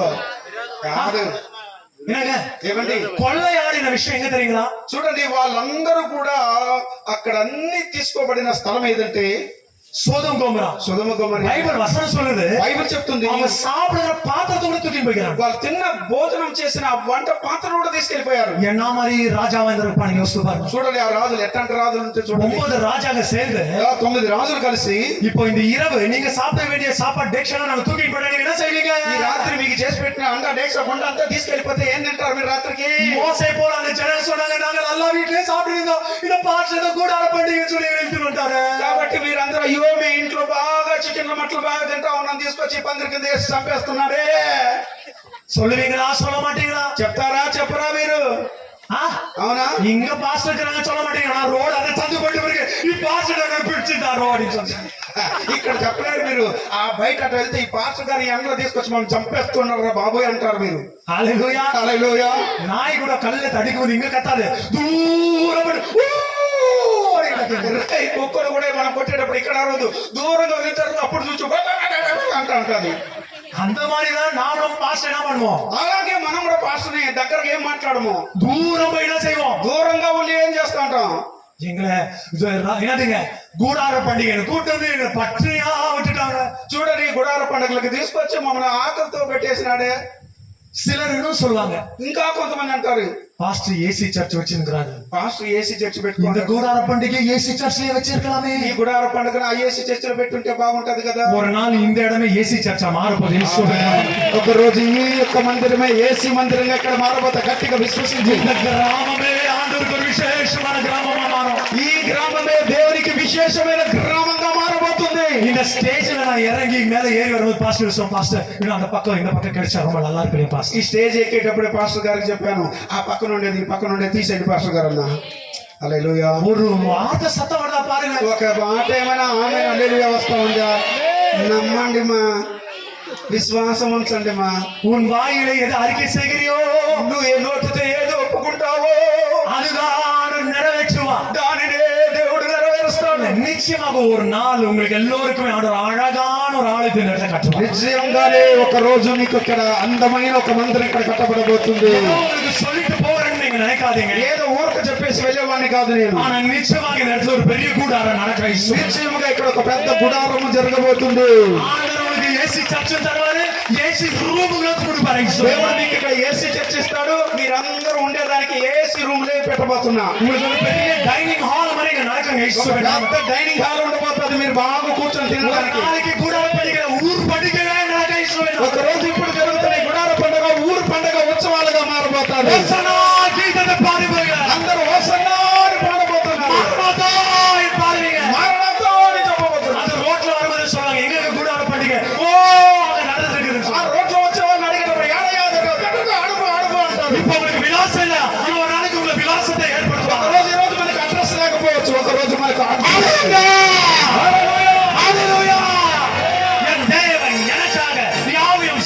నా దేవుడు నా కొరకై సమస్తమును జరిగించి ముగిస్తాడు. பரிசுத்தமான ஜனங்கள் கூடுகையில పరిశుద్ధ జనులు కూడేటప్పుడు ஆண்டவருடைய கரம் பெரிதாக மாற దేవుని హస్తము గొప్పదిగా మార్చబడుతుంది. ஹalleluya హల్లెలూయా. நாம் பேர் புகழ்ச்சிக்காக செய்தால் ஆண்டவர் நம்மை விட்டு விடுவார். పేరు పొగడ్తల కోసం చేస్తే వదిలేస్తాడు మన దేవుడు. సేవకాக செய்த கர்த்தர் எது வேணாலும் మన செய்வார். దేవుని సేవ కొరకు చేస్తే మన కోసం అన్ని దేవుడు దిగి చేస్తాడు. ஆமென் சொல்லுங்க. గట్టిగా చప్పట్లు పెట్టి ఆమేన్ చెప్పండి. ராபாபாபா ஷேகேச்சரா. హల్లెలూయా. ஹalleluya హల్లెలూయా.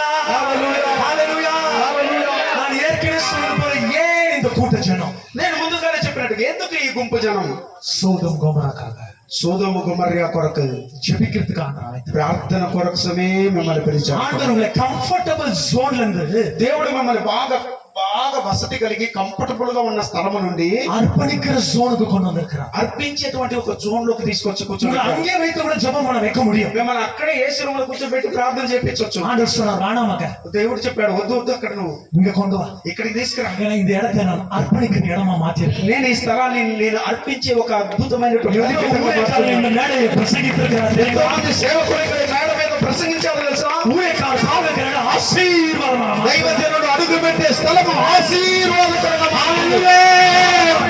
என்ன ஒரு blessing இந்த இடத்துக்கு. ఎంత ఆశీర్వాదం ఈ స్థలానికి. அவ்வளவு பேரும் பெரிய பெரிய ஊழியக்காரர்கள் அவரு திருப்பதி இருக்கிற சர்ச்சுகளை கொண்டு வந்திருக்கிறார். చూడండి ఆ తిరుపతికే తీసుకొచ్చుండొచ్చు పెద్ద పెద్ద సంఘాలకి దేవుడు. ஆனா அட்ரஸே இல்லாத ஒரு இடத்துக்கு அட்ரஸ் உருவாக்கி கொண்டாரு. చూడండి ఏ గ్రామంలో ఏ అడ్రస్ లేదు, ఒక గుర్తింపు లేని గ్రామానికి మారుమూల గ్రామానికి తీసుకొస్తున్నాడు మనల్ని. இந்த செய்தி உலகம் எங்கும் போய் கொண்டிருக்கிறது இயேசுவின் நாமத்தில். ఈ వర్తమానం లోకమంతా వెళ్తున్నది యేసు నామములో.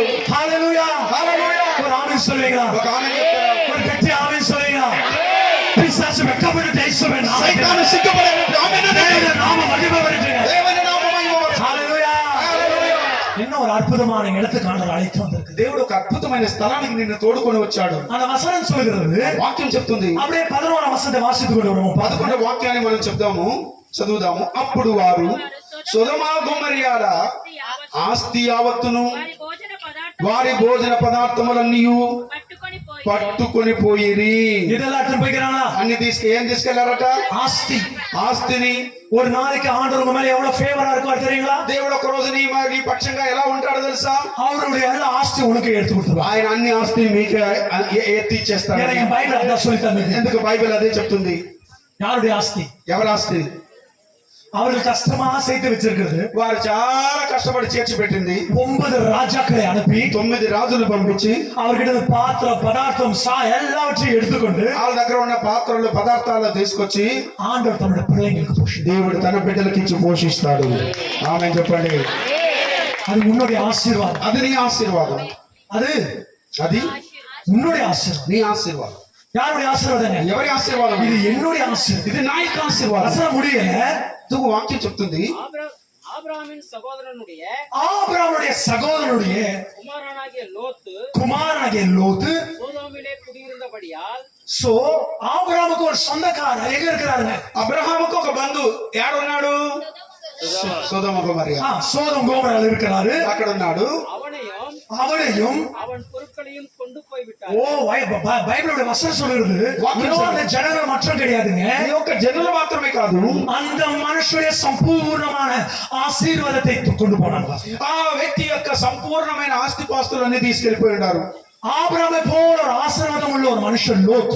అబ్రహాము లాగానే ఆశీర్వదించబడిన ఒక వ్యక్తి ఎవరంటే లోతు కూడా. ஏன்னா 13ஆம் அதிகாரத்துல 6 வசனத்தை நீங்க வாசிக்க கேட்டீங்கன்னா அந்த பூமி அவருடைய ஆசீர்வாதம் தாங்க முடியல பைபிள் வசனம். చూడండి, ఆ భూమి అబ్రహాము యొక్క ఆశీర్వాదాన్ని తట్టుకోలేకపోయింది. அதனாலதான் அந்த வசனம் கீழே வசனம் சொல்லுது அவர்கள் இருவரும் பிரிந்து போனார்கள். అందుకనే వారిద్దరూ విడిపోయారని రాయబడింది అక్కడ. யாரு? ఎవరు? అబ్రహాము, లోతు. யாருங்க லோத்? யாரு లోతు? ఎవరు? ஆபிரகாமுடைய అబ్రహాము యొక్క అన్న పையன், అన్న యొక్క కుమారుడు, సహోదరుని కుమారుడు. யாருங்க? ஆபிரகாம். అబ్రహాం ఎవరు? லோத்துக்கு లోతుకి బాబోయ్. బాబోయ్ చిక్కప్పవా? చిత్తప్ప. ஓகே சித்தப்ப, சின்ன நாயினா. చిన్న నాయన. சூப்பர். பாத்தீங்கன்னா நானும் உங்க கூட டிராவல் பண்ணிட்டு இருக்கிறேன். ఆమేన్. ஒரு ஆமென் சொல்வீங்களா? ఒక ఆమేన్ చెప్పాలి. இப்ப 16ஆம் அதிகாரத்துல 13ஆம் வசனங்க. 14వ అధ్యాయంలో ఇప్పుడు 13వ వాక్యాన్ని చదువుదాం. తప్పించుకొనిన ఒకడు தப்பி వచ్చి ஓடின ஒருவன் எபிரெயனாகிய ஆபிரகாமிடத்தில் வந்து தப்பி ஓடின తప్పించుకొని పారిపోయిన ఒక్కడు వచ్చి, இங்கேயும் ஒருத்தர் ஓடி போவாங்க, ఇక్కడ కూడా ఒకడు పారిపోతాడు. ஓடி போவாங்க, ஓடி போக மாட்டீங்களா? పారిపోతా పారిపోరా? எப்போ முடிக்கிறீங்க சொல்லு பாஸ். எங்க ஊருக்கு போயிட்டு நாங்க ఎప్పుడు ముగిస్తావో చెప్పు మాత్రం. మా ఊర్లోకి పోయి ஒருத்தர் என்ன பண்ணுவாங்க? ఒకరు ఏం చేస్తారు? பைபிள் வசனம் சொல்லுது ஒரு மனுஷன் தப்பி போய் எபிரேயனாகிய ஆபிரகாம். பைபிள் ஃபர்ஸ்ட் டைம் எபிரேயன் என்ற வார்த்தை யூஸ் பண்ணிருக்கு. బైబిల్లో మొట్టమొదటిగా ఎబ్రియుడైన అన్న మాట రాయబడిన మాట మనకు కనబడుతుంది అక్కడ. என்னங்க இதான் ஃபர்ஸ்ட் டைம் யாரை பாக்குறீங்க? ఇప్పుడే మొట్టమొదటిగా ఎవరిని చూస్తున్నారు? எபிரேயனாகிய ஆபிரகாம். ఎబ్రియుడైన అబ్రహామునకు ఆ సంగతి తెలిపెను. அந்த செய்தியை சொன்னார். ఆ సంగతి తెలిపెను. అప్పుడు అతడు ఎస్కోలు సహోదరుడును అనేరు సహోదరుడైన మమ్రే అను అమోరీయుని ఏలోను వనములో కాపురం ఉండెను. వీరు అబ్రహాముతో నిబంధన చేసుకొనిన వారు. என்னங்க இங்க ஒரு மரத்தை பத்தி பேசுறேன். கிரேட் ட்ரீ இருக்குதுங்க. அந்த வார்த்தை ఉంది. மம்ரேன்ல ஒரு என்ன இருக்குதுங்க? மம்ரேன்ல మమ్రే అను అమోరీయుని ఏలేను వనములు. ఏలేను వనములు என்னங்க அப்படின்னா ఏమండి? கார்டன் இருக்குதா? இது என்ன தெரியுங்களா? மம்ரேனாகிய ఇదేంటి తెలుసా? ఇప్పుడు మనం ఉండేది என்னங்க వనం. என்ன பூமி? சமபூமியிலே அப்பொழுது நாம இங்க மம்ரேனாகிய சமபூமியில உட்கார்ந்துட்டு இருக்கோம். మనమందరం ఇక్కడ సమభూమిలో కూర్చొని ఉన్నాం. మమ్రే ஊழியக்காரங்க நாங்க సేవకులైన మేము ஒரு செய்தியை தப்பித்துக் கொண்டு வந்திருக்கோம். ఒక వర్తమానాన్ని మీకు తీసుకొచ్చి చెప్తున్నాం. ஊழியக்கார் ஆபிரகாமை போல இந்த இடத்துல இருக்கிறார். సేవకుడు అబ్రహాములే ఈ స్థలంలో ఉన్నాడు. நாங்க இந்த மம்ரேனாகிய சரி சமமான பூமிக்கு ஆண்டவரை அழைத்து கொண்டு வந்தார். ఇప్పుడు దేవుడు ఈ మమ్రే అనేటువంటి ఒక సమభూమికి మమ్మల్ని నడిపించుకొని వచ్చాడు. நான் ஒரு செய்தியோட வந்திருக்கிறேன். నేను ఒక వర్తమానంతో వచ్చాను. அவர் సమాధానத்தోட இருக்கிறார். ఆయన సమాధానంతో ఉన్నాడు. நான் ஒரு செய்தியோட வந்திருக்கிறேன். నేను ఒక వర్తమానంతో వచ్చాను. என்ன செய்தி?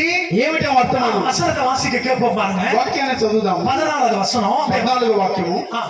சகோதரன் தன் சகோதரன் இறையாக்கு கொண்டு போகப்பட்டதை ஆபிரகாம் கேள்விப்பட்ட போது அவன் தன் வீட்டிலே பிறந்த கைப்படிந்தவர்களாய 318 ஆட்களும் பாருங்க, கைப்படையாக பிறந்த 318 ஆட்கள் கற்களையும் ஆயுதம் தரிப்பித்து ஆயுதத்தை கற்பித்து தான் என்னும் ஊர் மட்டும் அவர்களை போதுங்க. அவர் கைப்படையாக என்னதுங்க 318 பேர் ஆயுதத்தை என்ன செய்திருக்கிறாங்களா? కర్పితరులాగా இருக்கிறாங்க. అబ్రహాము తమ తమ్ముడు చెరపట్టబడినని విని తన ఇంట పుట్టిన అలవరచబడిన 318 మంది గురిని సోటబెట్టుకుని దాని మట్టుకు ఆ రాజులను తరిమెను.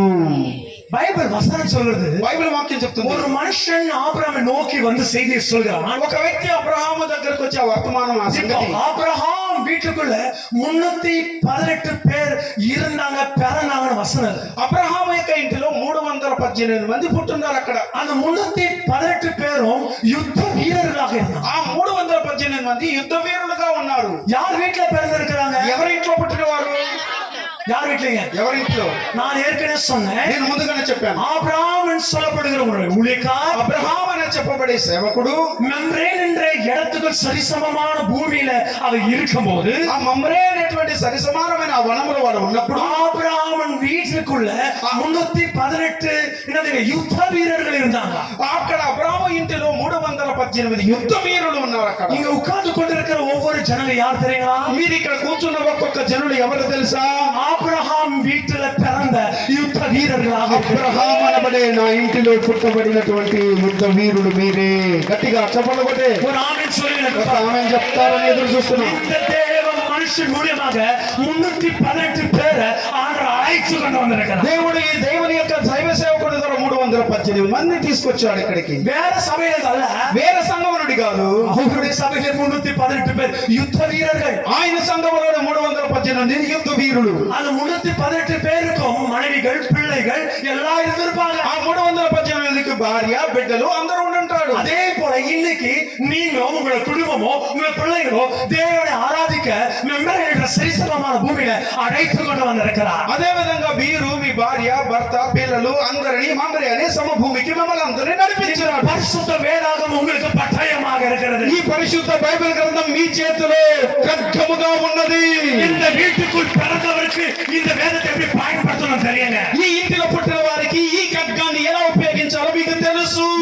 ஆபிரகாமை நீங்க அறிந்திருக்கிறீங்க. కారణం అబ్రహామును మీరు ఎరిగి ఉన్నారు. நீங்க அநாதி தேசத்தை அழைத்து வந்த தேவன். దేవుడు అనాది స్నేహము చేత స్నేహించి తీసుకొచ్చిన ஒரு దేవుడు. விலாசமே இல்லாத ஒரு ஆபிரகாமுக்கு இந்த கிராமத்துல ஆண்டவர் இறக்கி தந்திருக்கிறார். ఆ అడ్రస్ లేని ఒక వ్యక్తికి ఈ గ్రామంలో ఒక స్థలం ఇచ్చాడు. இன்னைக்கு இத்தனை பேர் அமர வைத்து தேவ நாமத்தை மகிமைப்படுத்த வைத்திருக்கிறார். ఈ రోజు ఎంతో మందిని ఇక్కడ కూర్చోబెట్టి ఆరాధించడానికి దేవుడు చేశాడు. ஒரு மனுஷன் ஆபிரகாம் இல்லாத இருந்தா இத்தனை பேர் இந்த சபிசரமான பூமியில உட்கார்ந்து இருப்பீங்களான்னு ఒక వ్యక్తి అబ్రహాము అనబడే నేను లేకపోతే ఇక్కడ ఇంతమంది వచ్చి కూర్చొని ఉండగలరా? தேவன் அவரை ரட்சிக்காது போனா நீங்க நெட்ல தேவனுடைய சுவிசேஷத்தை கேட்டிருப்பீங்களான்னு கேட்கிறேன். దేవుడు నన్ను రక్షించకపోతే ఏడో స్థలంలో వచ్చి మీరు కూర్చొని దేవుని వాక్యాన్ని విని ఉంటారు. ஆபிரகாமோட வீட்டுக்குள் பிறந்த தேவ ஜனமே, అబ్రహాము ఇంటిలో పుట్టిన దేవుని జనాంగమా, உங்களுடைய வேதத்தை எடுத்துக்கொள்ளுங்க.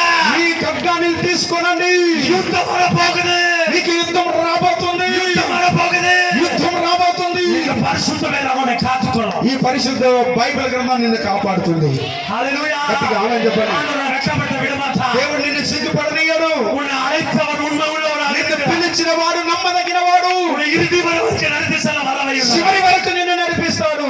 ஒரு ஆமென் சொல்றீங்களா? ఒక ఆమేన్ చెప్తారా? ஒரு ஆமென் சொல்றீங்களா? ఒక ఆమేన్ చెప్తారా? 318 பேர் சொல்றாங்க, ஆபிரகாமே நீங்க பயப்படாதீங்க, ఆ 318 మంది అంటున్నారు, అబ్రహామా మీరు భయపడకండి, இந்த கூட்டத்தை நாங்க நடத்துவோம். ఈ కూటమిని మేము నడిపిస్తాం. இந்த கூட்டத்தை நீங்க தான் நடத்திட்டு இருக்கீங்க. నిజంగా ఈ కూడికను మీరే కదండి డబ్బులు ఇచ్చి నడిపిస్తున్నారు. ஒரு ஆமென் ఒక சொல்றீங்க. ఆమేన్ చెప్తారా? ஆண்டவர் உங்களை வைத்து இந்த கூட்டத்தை நடக்க வைத்து దేవుడు మీ ద్వారా మిమ్మల్ని బట్టి ఈ కూడికను నడిపిస్తున్నాడు. காலையில உணவு, மாலையில உணவு, நைட்ல உணவு, ஆண்டவர் 3 நேரம் போஷித்து 4வது நாள் வரைக்கும் கொண்டு வந்திருக்கிறார். దేవుడు ఉదయమున మధ్యాహ్నమున సాయంకాలమున 3 పూట్ల పోషించి ఇప్పుడు 3 రోజులు అయిపోయి 4వ రోజు కూడా ముగింపులోకి వచ్చేసాం. తింటానే ఉన్నాం. ஒரு ஆமென் சொல்றீங்களா? ఆమె చెప్తారా? என் தேவன் போஷிக்கிற தேவன். నా దేవుడు పోషించే దేవుడు. உன்னை பட்டினியா உட்கார வைத்து அவருடைய உணவை தரமாட்டார். దేవుడు నిన్ను ఆకలితో పెట్టడు. ஆனா உன்னை திருப்தியாக்கி உன்னை அனுப்புவார். అయితే నిన్ను తృప్తిపరిచి పంపిస్తాడు. ஹல்லேலூயா. హల్లెలూయా. ஹல்லேலூயா. హల్లెలూయా. இவர்கள் என்ன செய்தாங்க? వీళ్ళు ఏం చేశారు? அவர் அவர்கள் தான் வரைக்கும் துரத்தி கொண்டு போனாங்க. దాని వరకు ఆ రాజులను తరుముకుంటూ వెళ్ళారట. நீங்க துரத்துகிற ஜனங்கள் சாதாரணமானவர்கள், మా మీరు తరిమే ప్రజలు సాధారణమైన మనుషులు కాదు, அவர்கள் ராஜாக்கள். వాళ్ళ రాజులు. ஆனா நீங்க யாரு தெரியுங்களா? అయితే మీరెవరు తెలుసా? யுத்த வீரர்கள். మీరు యుద్ధ వీరులు. பலப்படுத்துகிற கிறிஸ்துவினால் எல்லாவற்றையும் செய்ய எனக்கு பலன் உண்டு. నన్ను బలపరచువాని ఎందే సమస్తమును చేయగలను. ஹalleluya. இந்த ஜனம் என்ன செய்யறாங்க பாருங்க. அந்த வர்த்தமானத்தை அப்படியே வாசிக்க கேட்போம். కింద వాక్యాన్ని మనం చదువుదాం. అలాగే 15వ వాక్యం. அவனும் அவன் வேலைக்காரரும் பிரிந்து பாருங்க, ராக்காலம். చదవండి. రాత్రి వేళ. అతడును என்ன வேலைங்க? ఏ సమయం అంటే అది? நீங்க இருக்கிறது காலையில உட்கார்ந்து இருக்கிறீங்களா? ఇప్పుడు మీరు రాత్రి కూర్చుంటారు, పగలు కూర్చుంటారు. ఇప్పుడు நீங்க என்ன காலங்க? ఇప్పుడు ఏ కాలం అండి? రాత్రి. ராக்காலம். రాత్రి వేళ. எங்க இருக்கிறீங்க? ఎవరున్నారు? రాత్రి వేళ எங்க இருக்கிறீங்க? అయితే ఏడున్నావు చెప్పమా. பாஸ்டர், எங்க பாடி இங்க இருக்குது, எங்க மைண்ட் மாத்திரம் எங்க கிராமத்துல ஊர்ல இருக்குது. పాస్టర్, మా బాడీ మాత్రమే ఇక్కడ ఉంది, శరీరం మా ఆలోచన తలపులంతా ఊర్లో ఉంది అంటారా? எங்க இருக்கிறீங்க? ఏడున్నారు? எங்க இருக்கிறீங்க? முழுசா இருக்கிறீங்க. పూర్తిగా ఎక్కడున్నారు మీరు? ஆண்டுடைய சமூகத்துல. தேவனுடைய சமூகம். ராவு காலத்துல రాత్రి వేళ அவனும் அவன் வேலைக்காரரும் பிரிந்து அவனும் தன்னுடைய வேலைக்காரர்கள் என்ன செய்யறாங்க? பிரிந்து கவுஞ்சிகளாய் அவர்கள் மேல் விழுந்து. கவஞ்சிகள். பாருங்க, இங்க நாம ஊழியம் செய்து கொண்டு இருக்கிறோம். మనం ఇక్కడ సేవ చేస్తున్నాం. ஒரு கூட்ட ஜனம் அவங்க உணவை பாடி இருக்கிறாங்க. ఒక గుంపు జనము అక్కడ మీకు అందరికి ఆహారాన్ని ஒரு கூட்ட ஜனங்க இங்க சவுண்ட் சிஸ்டம் ஆபரேட் பண்றாங்க. ఒక గుంపు ప్రజలు సౌండ్ సిస్టమ్ పెట్టి ஒரு குரூப் வந்துட்டு கேமரா ஆபரேட் பண்றாங்க. ఒక గ్రూప్ కెమెరా ఆన్ ஒரு చేస్తున్నారు. குரூப் வேதத்தை வாசிக்கிறோம். ఒక గుంపు బైబిల్ ஒரு చదువుతున్నారు. குரூப் வாய் திறந்து ஆமென் சொல்றாங்க. ఒక గుంపు నోరు తెరిచి ఆమేన్ అంటున్నారు. இன்னும் சில குரூப் தூங்கின. ఇంకొక గ్రూప్ నిద్రపోతున్నారు. கரெக்டா? అవునా? கரெக்டா? నిజమేనా? பாத்தீங்களா? ஒத்துக்கிறீங்க, நீங்களும் ஒத்துக்கிறீங்க. నిజంగానే ఒప్పుకుంటున్నారు మీరు. ஹalleluya. హల్లెలూయా. சரி, கவஞ்சகள்னா குரூப்பா. వారందరూ గుంపులుగా. நீங்களும் அதே போல.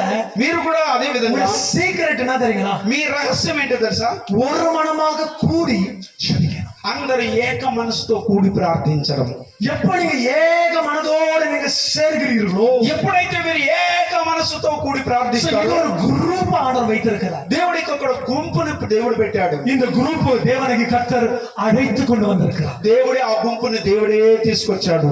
இந்த குரூப், ఈ గుంపు இங்க இருக்கிற ஜனங்களுக்காக ஜெபிக்க போகிறார். ఇక్కడున్న ప్రజల కోసం ప్రార్థన చేస్తున్నారు. ஜெபிக்கிறீங்களா இல்ல சும்மா வந்தவனமாக போயிட போறீங்களா? ప్రార్థిస్తున్నారా లేదా వచ్చినట్టుగానే తిరుక్కొని వెళ్తున్నారా? நான் எப்போதுமே பிரேயர் டீமுக்கு சொல்வேன், నేను ఎప్పుడు కూడా మా సంఘంలో ప్రేయర్ టీంకి చెప్తాను, நீங்க செய்யற விஷயம் பிசாசு ராஜ்யத்துல ஒரு మార్క్ போட்டுட்டு வெளியே வரணும். చూడండి, మీరు చేసే ప్రార్థన వలన అపవాది రాజ్యంలో ఒక మార్క్ వేసేసి రావాలా. அந்த அளவுக்கு ஜெபிக்கணும். అలాగా ప్రార్థన చేయాలా. அப்படி இருக்கும். ఏదో కూర్చున్నామా అట్లా అనకూడదండి. நாங்க ఏమండి, எங்க சர்ச்ல ஒரு பிரதர் இருக்கிறாரு. మా చర్చిలో ఒక బ్రదర్ ఉన్నాడు. அவங்க தெருவில் இருக்கிற ஒரு சாபோகிற ஒரு கேள்விக்காக ஜெபம் பண்ணி ఆ వీధిలో ఉన్న చావబోయే ఒక ఆమె కోసం ప్రార్థన చేస్తున్నాడు. ஆண்டவரே, இந்த தாயார ரட்சித்து நீங்க பரலோகத்துக்கு கொண்டு போகணும். ప్రభువా, ఈ అవ్వను రక్షించి పరలోకం తీసుకెళ్ళి ప్రభువా. நான் ஒரு நாளைக்கு அவரை நிக்க வச்சு கேட்டேன், உங்க வீட்டுல எத்தனை பேருப்பா வராங்க సర్చ్కి? నేను అడిగాను, ఒక రోజు ఆయన నిలబెట్టి, అయ్యా మీ ఇంట్లో నేను ఎంతమంది వస్తున్నారని అడిగా. நானும் என் மனைவி தான் வரோம். నేను నా భార్య వస్తా ఉన్నాను. உங்க பசங்க எங்க? ఈ ఏడ మీ పిల్లలు అని అడిగా. சாவு போற ஒரு கழுவிக்கா ஜெபித்து கொண்டு இருக்கிற வீட்டுல உயிரோட இருக்கிறாங்க. అయ్యా, రేపు మా సాగుపోయే ముస్లిం కోసం ప్రార్థన చేస్తున్నావే, మీ ఇంట్లో ప్రాణాలతో ఊపిరితో ఉండే వాళ్ళ కోసం ప్రార్థన చెయ్యయ్యా. அவங்களுக்காக ஜெபிக்கணுமான்னு వాళ్ళ కోసం ప్రార్థన చేయవా అని అడిగా. హల్లెలూయా. హల్లెలూయా. நீங்க செய்யற ஜெபம், మీరు చేసే ప్రార్థన ஒரு అసైవం ఉండాలి. ఒక కదిలింపు రావాలా. పౌலும் సీలా జెబిக்கும் పోது, పౌలు శీలలు శరసాలలో ప్రార్థించినప్పుడు அந்த இடம், ఆ స్థలం అసైக்கப்பட்டது. అలాగే షేక్ అయింది. ஒரு ஆமென் சொல்றீங்களா? ఆమేన్ చెప్పండి. ஒரு ஆமென் சொல்றீங்களா? தேவனுடைய வல்லமையை நீங்க காணும்படியாக ஜெபத்தை ஸ்தாபிக்கும். దేవుని యొక్క శక్తిని మనం చూసేటట్టు ప్రార్థన స్థాపిస్తారు. இந்த ஜனங்கள் கும்பாக அவர்கள் கவஞ்சிகளை போல விழுந்தார்கள். చూడండి, ఈ జనులు గుంపులు గుంపులుగా బయలుదేరి వారి మీద పడ్డారు. வசனம் முடிஞ்சிருச்சா? వాక్యం అయిపోయిందా? அவர்களை முறியடித்து அவர்கள் மேல் விழுந்து அவர்கள் மேல் விழுந்து அவர்களை முறியடித்து அவர்கள் என்ன செய்தாங்களா? முறியடித்து தமஸ்குவுக்கு இடதுபுறமான ஓபாமாத்தும் துரத்தி ஆஹா சகல பொருட்களையும் திருப்பிக் கொண்டு வந்தான். சகல பொருட்களையும் திருப்பிக் கொண்டு ஒரு வந்தான். ఆమెన్ ఒక சொல்லுங்க. ఆమె చెప్పరా భాషలో తెలుగులో எப்படி இருக்குது கேட்போம். చదవండి నేను. ఆ రాత్రి వేళ అతడును అతని దాసులను వారికి ఎదురుగా మనలు తీర్చి వారిని కొట్టి దమస్కునకు ఎడమ తట్టున్న హోబా మట్టుకు తరిమి ఆస్తి యావత్తు తిరిగి తెచ్చి తన తమ్ముడైన లోతును అతని ఆస్తిని స్త్రీలను ప్రజలను తిరిగి తీసుకొని వచ్చును. ஜெபிக்கிற ஜனங்கள் மற்றதா திருப்பி கொண்டு வர முடியும். ప్రార్థించే ప్రజలు మాత్రమే పోగొట్టుకునే దాన్ని మళ్ళా తిరిగి పొందుకోగలుగుతారు. இந்த கூடாரத்தின் பண்டிகை மூலியமாக ஜெபத்தின் மூலியமாக உங்களுடைய ஆசீர்வாதத்தை மறுபடியாக வீட்டுக்குள்ள கொண்டு வருகிறேன். ఈ గుడారపు పండుగలలో మీ ఆస్తిని మరలా తిరిగి పొందుకోబోతున్నారు. உங்களுடைய எழுந்து போன ஆஸ்தி பாஸ்திகளை திருப்பி கொண்டு வருவீங்க. మీరు పోగొట్టుకున్న ప్రతి ఆస్తి పాస్తులు మరలా మీ చేతికి రాబోతుంది. பொருட்களை மறுபடியாக வர செய்வீங்க. దేవుడు నీ సంస్థాన్ని నీ చేతికి అప్పగించబోతున్నాడు. ஒருவேளை உங்க கேஸ் ஃபைல் ஆகுறத டிஸ்மிஸ் பண்ணுவாரு. ఒకవేళ మీ కేసు ఫైల్ అయిపోయినా కూడా దాన్ని డిస్మిస్ చేస్తారు. ஒரு ஆமென் சொல்றீங்களா? ఆమేన్ చెప్పరా. ஒருவேளை உங்க ஹாஸ்பிடல் ரிப்போர்ட் அது பாசிட்டிவாவே இல்லைன்னு சொல்லும்போது ஆண்டவர் எல்லாவற்றையும் மாற்றி தருவார். నీ యొక్క హాస్పిటల్ రిపోర్ట్లన్నీ పాజిటివ్ ఉంటే మీ యొక్క రిపోర్ట్లన్నీ నార్మల్ గా చేసేస్తాడు దేవుడు. ஒரு ஆமென் சொல்றீங்களா? ఆమేన్ చెప్పరా. நீங்க தொடர்ந்து போகும்போது మీరు ముందుకు సాగేటప్పుడు உன்னுடைய ஆஸ்தியை மறுபடியாக கொண்டு வருவீங்க. నీ ఆస్తిని మరలా పొందుకోగలరు. எவ்வளவு பேர் விசுவாசிகள்? ఎంతమంది నమ్ముచున్నారు? ஒரு ஆமென் சொல்லுங்க. ఒక ఆమేన్ చెప్పరా. సంగీత పుస్తకం 126 కీర్తనలు 126వ కీర్తన 4-5 వసంత వాసిక కేపాలి. 4-5వ వాక్యాన్ని చదువుదామా. దేశములో ప్రవాహములు పొర్లునట్లుగా దక్షిణ దేశములో ప్రవాహములు పారునట్లుగా యెహోవా చెరపట్టబడిన మా వారిని రప్పించుము. ஒரு ஆமென் சொல்லுங்களா? ఆమేన్ చెప్పరా. தெற்கத்தின் மலைகளை திசையாம் திருப்பதை போல் என்னுடைய சிறையிருப்பை திருப்பவும் கர்த்தாவே. ఆయన దక్షిణ దేశంలో ప్రవాహములు పారునట్లుగా యెహోవా చెరపట్టబడిన వారిని మరలా రప్పించు ప్రభువా అంటాడు. கண்ணீரோடு அழைக்கிறவர்கள் கம்பீரத்தோடு அரவணைச்சு కన్నీళ్లు విడిచి చూపిస్తూ వారు సంతోషగానముతో పంట కోసెదరు.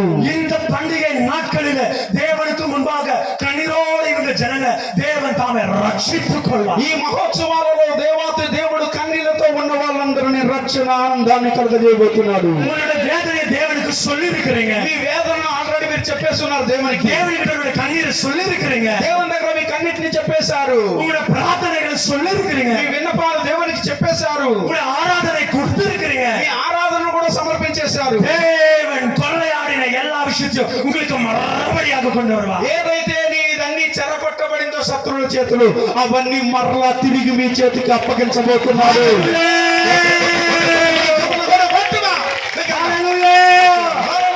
ஆண்டவர் கட்டில உடைப்பா. దేవుడు బంధకాలు తెంపుతాడు. கட்டில உடைப்பா. బంధకాలు తెంపుతాడు. மாந்திரிக கட்டில உடைப்பா. మాంత్రిక శక్తులను తెంపుతాడు. விழுசுரை கட்டில உடைப்பா.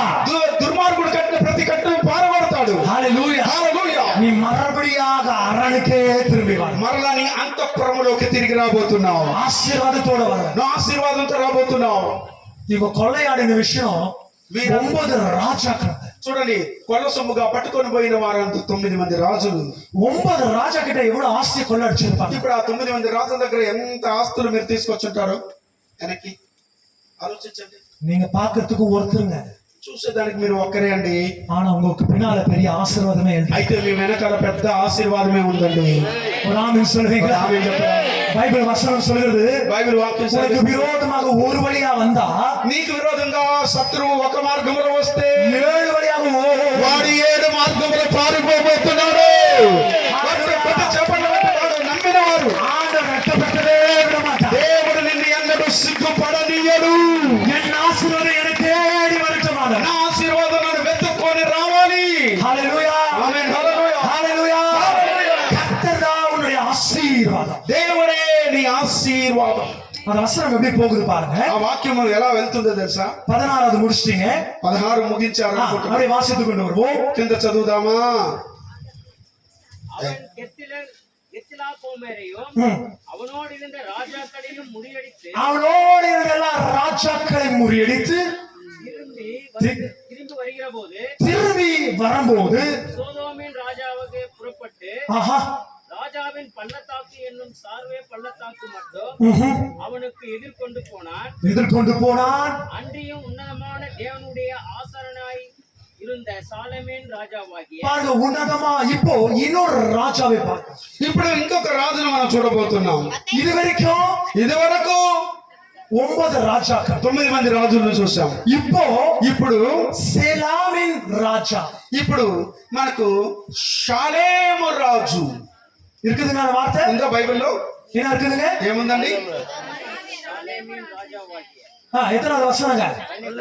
18 இருக்குதா இல்லையா? ఉందా అండి? 18వ వాక్యంలో என்ன இருக்குது? వాసింగ చదువుదామా? షాలేము రాజైన మెల్కీసెదెకుకు రాజా. இந்த రాజా పేరు என்னங்க? ఇప్పుడు రాజు పేరు ఏమి చెప్పండి? మెల్కీసెదెక్. ఇప్పుడు మెల్కీసెదెకు. அவருடைய ஊர் பேர் என்னது? ఆయన ఊరు పేరేమి? షాలేం. సాలేం. இருக்குதா இல்லையா பைபிள்ல? ఉందా లేదా బైబిల్లో? இருக்குதா இல்லையா? ఉందా లేదా? ఓకే. என்ன செய்தாங்க? రాజు మెల్కీసెదెకు రొట్టెను ద్రాక్షారసమును తీసుకొని వచ్చాడు. இந்த மெல்கிசேதேக்குக்கு ஒரு ஊர் இருக்குது. அந்த ஊர் பேரு சாலேம். ఇప్పుడు ఈ మెల్కీసెదెకు ఒక ఊరు ఉంది. ఆ ఊరు పేరే షాలేం. என்ன தெரியுங்களா? அந்த சாலேம் సాలేం ఏం తెలుసా? எருசலேம். అది ఎరుసలేం. என்னங்க? ఏమండి? எருசலேம் என்ற ராஜா யாரு? ఎరుసలేం రాజు ఎవరు? கர்த்தராகி చూడండి, இயேசு ప్రభు యేసు கிறிஸ்து. பழைய ஏற்பாடுல ஒரு பேர் என்ன தெரியுங்களா? పాత నిబంధనలో ఒక పేరు ఏంటో తెలుసా? மெல்கிசேதேக். మెల్కీసెదెకు. என்னங்க? சோ இங்க வசனம் சொல்றது அப்பமும் திராட்சரசம். ఇక్కడ వాక్యం చెప్తుంది రొట్టెను ద్రాక్షారసమును. யார் கொடுத்தாங்க புது ஏற்பாட்டுல ரொட்டி திராட்சரசம்? ఇప్పుడు మనకు కొత్త నిబంధనలు ఎవరు ఇచ్చారు రొట్టె ద్రాక్షారసం? చెప్పండి చెప్పండి. யாருங்க? చెప్పండి. சரி, உங்களுக்கு புரியுற மாதிரி ஒரு ரகசியத்தை சொல்லுங்க. ఇప్పుడు మీకు అర్థమయ్యేటట్టు ఒక రహస్యాన్ని చెప్తాను. இது பழைய ஏற்பாட்டுடைய சம்பவம். ఇది పాత నిబంధన సంఘటన. ரொட்டின்னு சொல்லும்போது பெத்லஹேம். రొట్టె అంటేనే బెత్లెహేము. திராட்சை ரசம் சொன்னா ద్రాక్షారసం అంటే எருசலேம். ఎరుసలేం. உங்களுக்கு புரியல? మీకు అర్థం కాలేదు. என்னங்க? ఏమండి?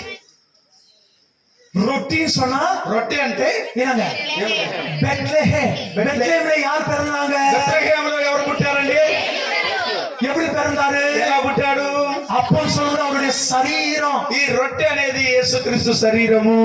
அது விசுவாசிகள் தானே నమ్ముతున్నారు కదా? இது என்னுடைய சரீரமுக்காக பிக்கப்பட்டது. అందుకని ఆయన చెప్పాడు, ఇది నా శరీరము, ఇది నీ విరుస్తున్నానన్నాడు కదా.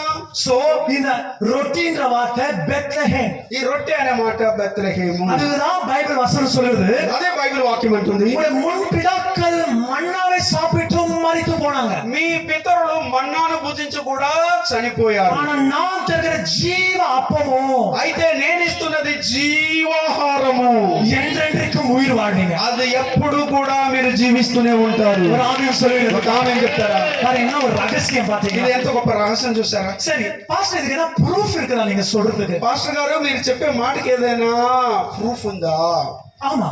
అవును.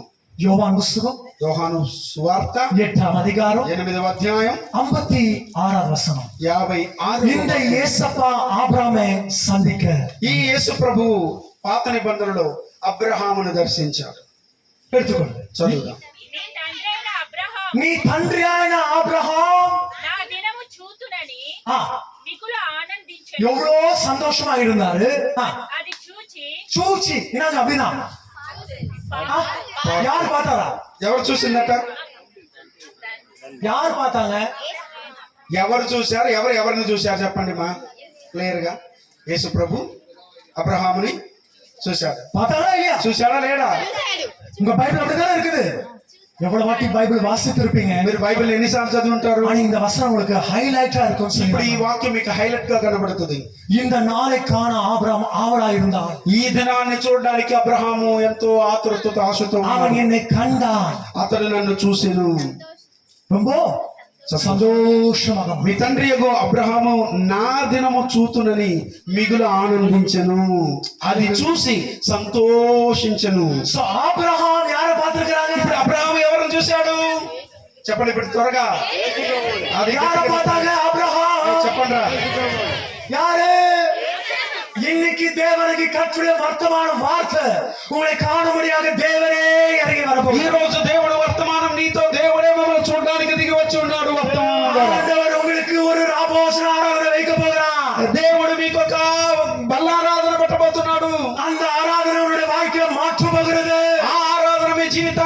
జరగబోతున్నది. தேவன் உடன்படிக்கை செய்கிறார். దేవుడు ఒక నిబంధన చేస్తున్నాడు. ஆபிரகாமிடத்தில் ஒரு உடன்படிக்கை செய்கிறார். అబ్రహాముతో ఒక నిబంధన చేశాడు. இந்த ஆபிரகாம் மெல்கிசேதேக்கை கண்ட உடனே చూడండి, అబ్రహాము మెల్కీసెదెకును చూసినట్టుగా என்ன செய்தாருங்க? ఎలా చూశాడు? ரொம்ப சந்தோஷம். చాలా సంతోషమైంది. அவருக்கு என்ன செய்யணும்னு தெரியல. ఆయనకి ఏం చేయాలో అర్థం కాలేదు. அவர் முதலாவது செய்யற விஷயம் தெரியுமா? మొట్టమొదటిగా చేసిన విషయం ఏంటంటే, தேவனுக்கு முன்பாக దేవునికి ముందుగా தசம்பாகங்களை கொண்டு வந்து கொடுத்தார். దశంభాగాన్ని తీసుకొచ్చి ఇచ్చాడు. இங்க இருக்கிறவங்க நிறைய பேர் தசமாக கொடுக்குறீங்கன்னு சொல்லி நான் நம்புறேன். మీరు ఇక్కడ ఉన్న వాళ్ళందరూ చాలా మంది దశంభాగాలు ఇస్తున్నారని నమ్ముతున్నా. வேற சபைக்குல, వేరే సంఘాల్లో, உங்க சபைக்குல, మీ సంఘములో, உங்க ஊழியக்காருக்கு, మీ సేవకుడికి நிறைய பேர் ஆர்வத்தோட வேற சபைக்கு எடுத்து போய் கொடுத்துறாங்க. చాలా మంది చాలా ఆతృతతో వేరే సంఘాల పాస్టర్లకు ఇచ్చేస్తున్నారు. ஆனா அது செய்யாதீங்க. అలా చేయబాకండి. ஏன்னா உங்களுடைய ஆபிரகாம் இங்கதான் இருக்கிறாரு. మీ అబ్రహాము ఏడే ఉన్నాడు. இங்கதான் எடுத்துட்டு வரணும். ఇక్కడే తీసుకురావాలి. ஒரு ஆமென் சொல்றீங்களா? ఆమేన్ చెప్తారా? ஒரு ஆமென் சொல்றீங்களா? இந்த வசனம் சொல்கிறது, వాక్యం సెలవిస్తుంది, ஆபிரகாம் மெல்கிசேதேக்கை கண்ட உடனே దేవునికి ముందుగా దశంభాగాలకు கொடுத்தார். చూడండి, అబ్రహాము మెల్కీసెదెకును చూసిన వెంటనే తన దశంభాగాలని చెల్లించాడు. வசனத்தை வாசிக்க கேட்போம். వాక్యాన్ని చదువుడగా విందాము. తర్వాత త్వరగా చదవండి. మాయ్ శత్రువులను నీ చేతికి అప్పగించిన ఆ.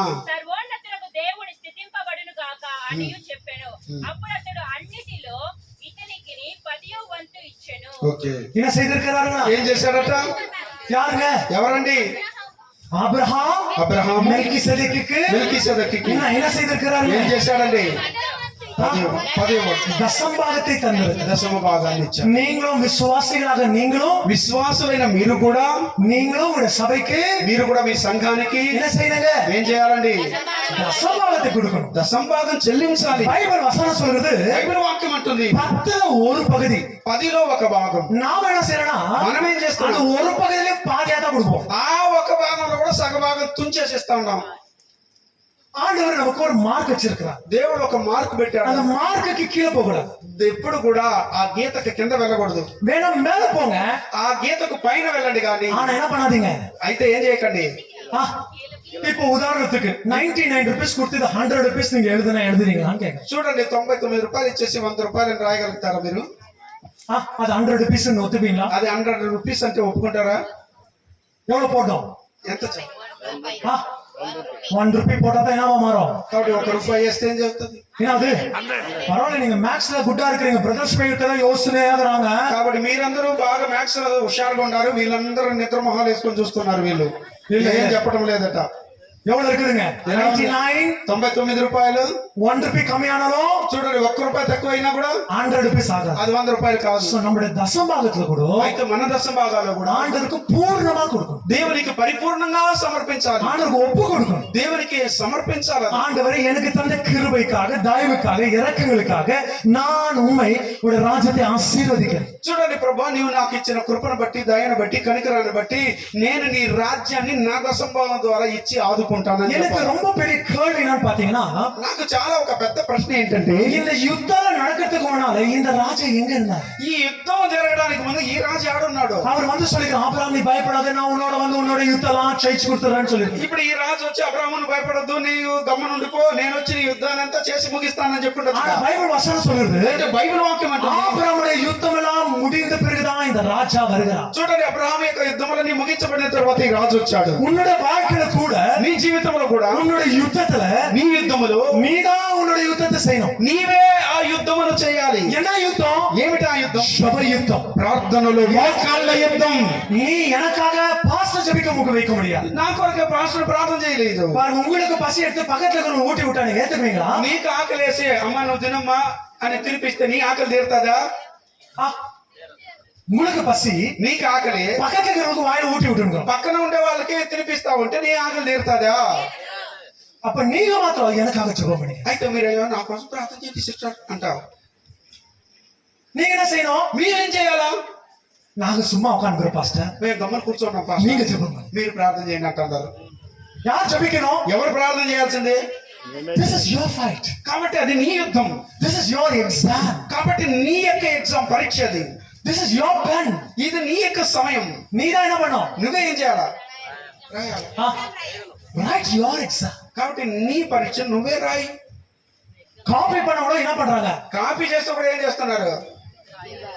எங்க சர்ச்ல ஒரு பையன் இருக்கிறான். మా చర్చిలో ఒక అబ్బాయి ఉన్నాడు. அவன் வந்துட்டு ஆல் டிக்கெட் எல்லாம் எடுத்துட்டு வந்து கொடுத்தான். వాడు తీసుకొచ్చి హాల్ టికెట్ అంటే నా దగ్గర நான் ஜெபம் பண்ண, ஆண்டவரே இந்த பையனை நல்ல புத்தி உள்ளவனா ஞானம் உள்ளவனாக இவனை ஆசீர்வதித்து இவனோட எக்ஸாம நல்லா எழுத கிருபை செய்யணும். ప్రభా వీడికి బుద్ధి జ్ఞానం ఇచ్చి ఎగ్జామ్ అన్ని బాగా రాసి పాస్ అయ్యేటట్టు కృప దయచేయి ప్రభా ప్రార్థన చేసిన. ஹால் டிக்கெட் எடுத்து அவங்க கொடுத்துட்டான். హాల్ టికెట్ తీసి ఆయన చేతిలో పెట్టా. இன்னொரு ஹால் டிக்கெட் எடுத்து கையில கொடுத்தான். ఇంకొక హాల్ టికెట్ తీసుకొని இவனுக்காக ஜெபம் பண்ணுங்க. నేను కొరకు ప్రార్థన చేయాలి. சரி, யாரோ ஹால் டிக்கெட் ஜெபம் பண்ண, ఎవరో పాపం బెడ్ ఇచ్చి పంపించున్నాడు, దానికోసం ప్రార్థన చేశాను. கடைசி ஹால் டிக்கெட் அவன கையில கொடுத்துட்டு చిరగా హాల్ టికెట్ ఆయన దగ్గర ఇచ్చేసి யாரா இதுன்னு கேட்டேன். ఎవరా వీడన్నా, இவன் என் முன்னாள் உட்காந்து எழுதுறவன் இவன். వీడు నా ముందర కూర్చొని రాసుకునేవాడండి అన్నాడు. அவன் என்ன எழுதுறான் அதுதான் நான் காப்பி பண்ணி எழுதுறோம். అయ్యా వాడు ఏం రాస్తాడో నేను దాన్ని చూసి రాయాలా, కాబట్టి వీడు బాగా రాస్తే నేను బాగా రాయగలుగుతా, దీనికోసం ప్రార్థన చేస్తున్నాడు. మా நான் கேட்டேன், నేను అడిగా, ஃபர்ஸ்ட் உனக்கு ஜெபம் பண்ணனே. ఒరే ఫస్ట్ నీకు ప్రార్థన చేశానే. ஆமா பாஸ்டர், அவன் நோட்ஸ் கிளியரா காப்பி பண்ணாதே, அந்த ஜெபத்தை நீங்க ஜெபம் பண்ணிட்டீங்க. అందుకే పాస్టర్ గారు నాకు చేసా, ఓకే వాడు బాగా రాస్తేనే కదా నేను బాగా రాయగలుగుతా,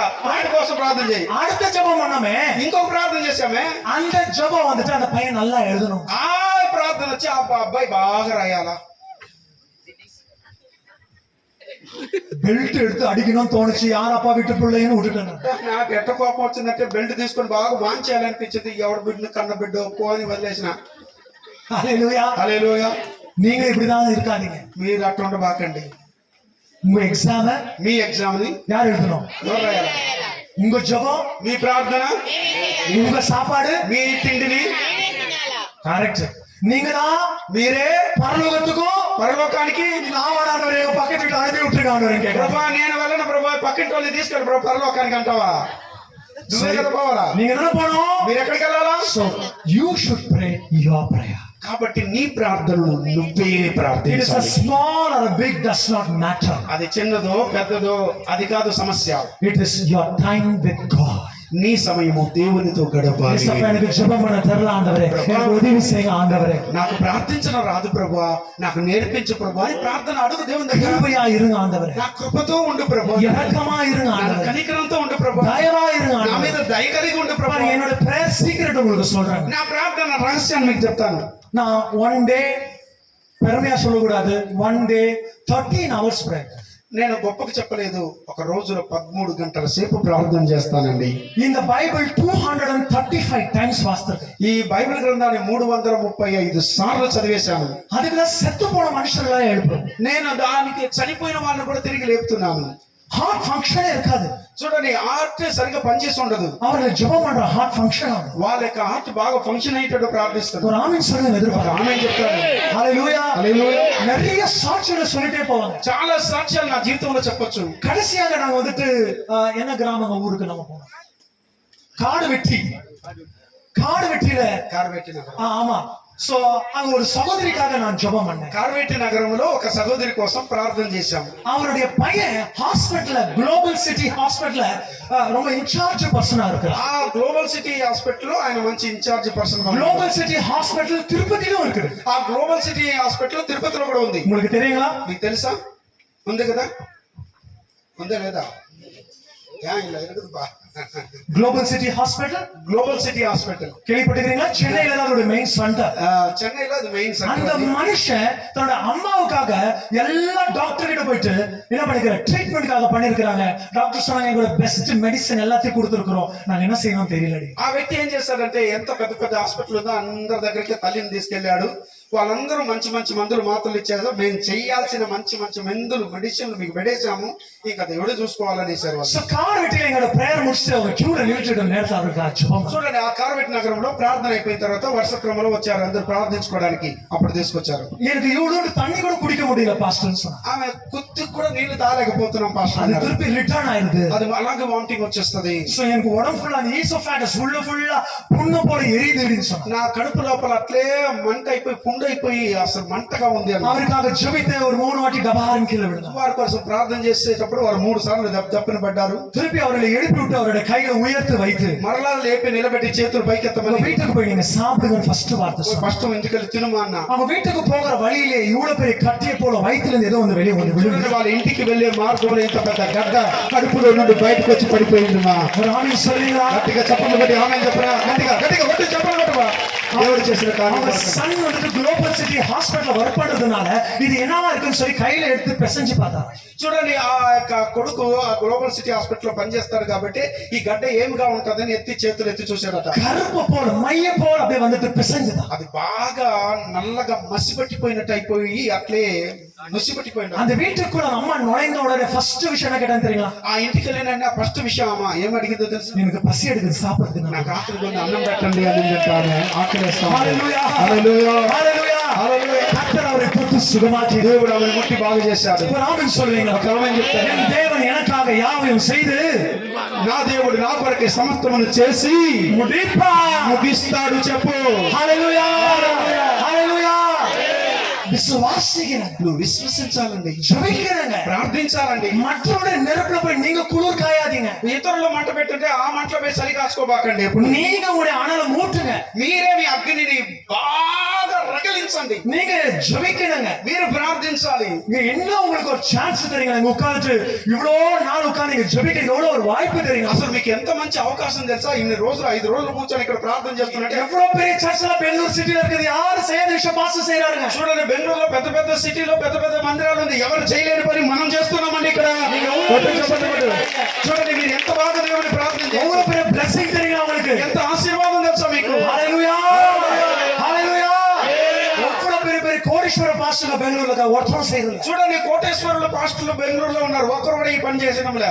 ஆனா நீங்க అయితే మీరు டே ஆஃப்டர் டே ஆஃப்டர் டே 5 நாட்கள் ஆண்டவருடைய சமூகத்தை தரித்திருந்து ஜெபிக்க, வேதத்தை வாசிக்க, நானா வித்தியாசமான பிரசங்கங்கள் கேட்க ஆண்டவர் உங்களுக்கு கிருபை தந்திருக்கிறார். చూడండి, ఈ రోజు రేపు మరియు 5 రోజులుగా అనేక రకాలైనటువంటి ప్రార్థనలు వాక్యాలు వినడానికి ప్రభు కృప దయచేశాడు. హల్లెలూయా హల్లెలూయా. இந்த சான்ஸ் நீங்க மிஸ் பண்ணக்கூடாதுங்க. ఈ అవకాశాన్ని చేజార విడుచుకోకూడదని మీరు நீங்க ஏதாவது பெற்றுக்கொண்டு தான் வெளியே போகணுங்க. ఇక్కడ ఏదైనా నువ్వు పొందుకొనే ఇక్కడ నుంచి గేట్ బయటకు వెళ్ళాలి. మీరు హల్లెలూయా వెళ్ళాలా?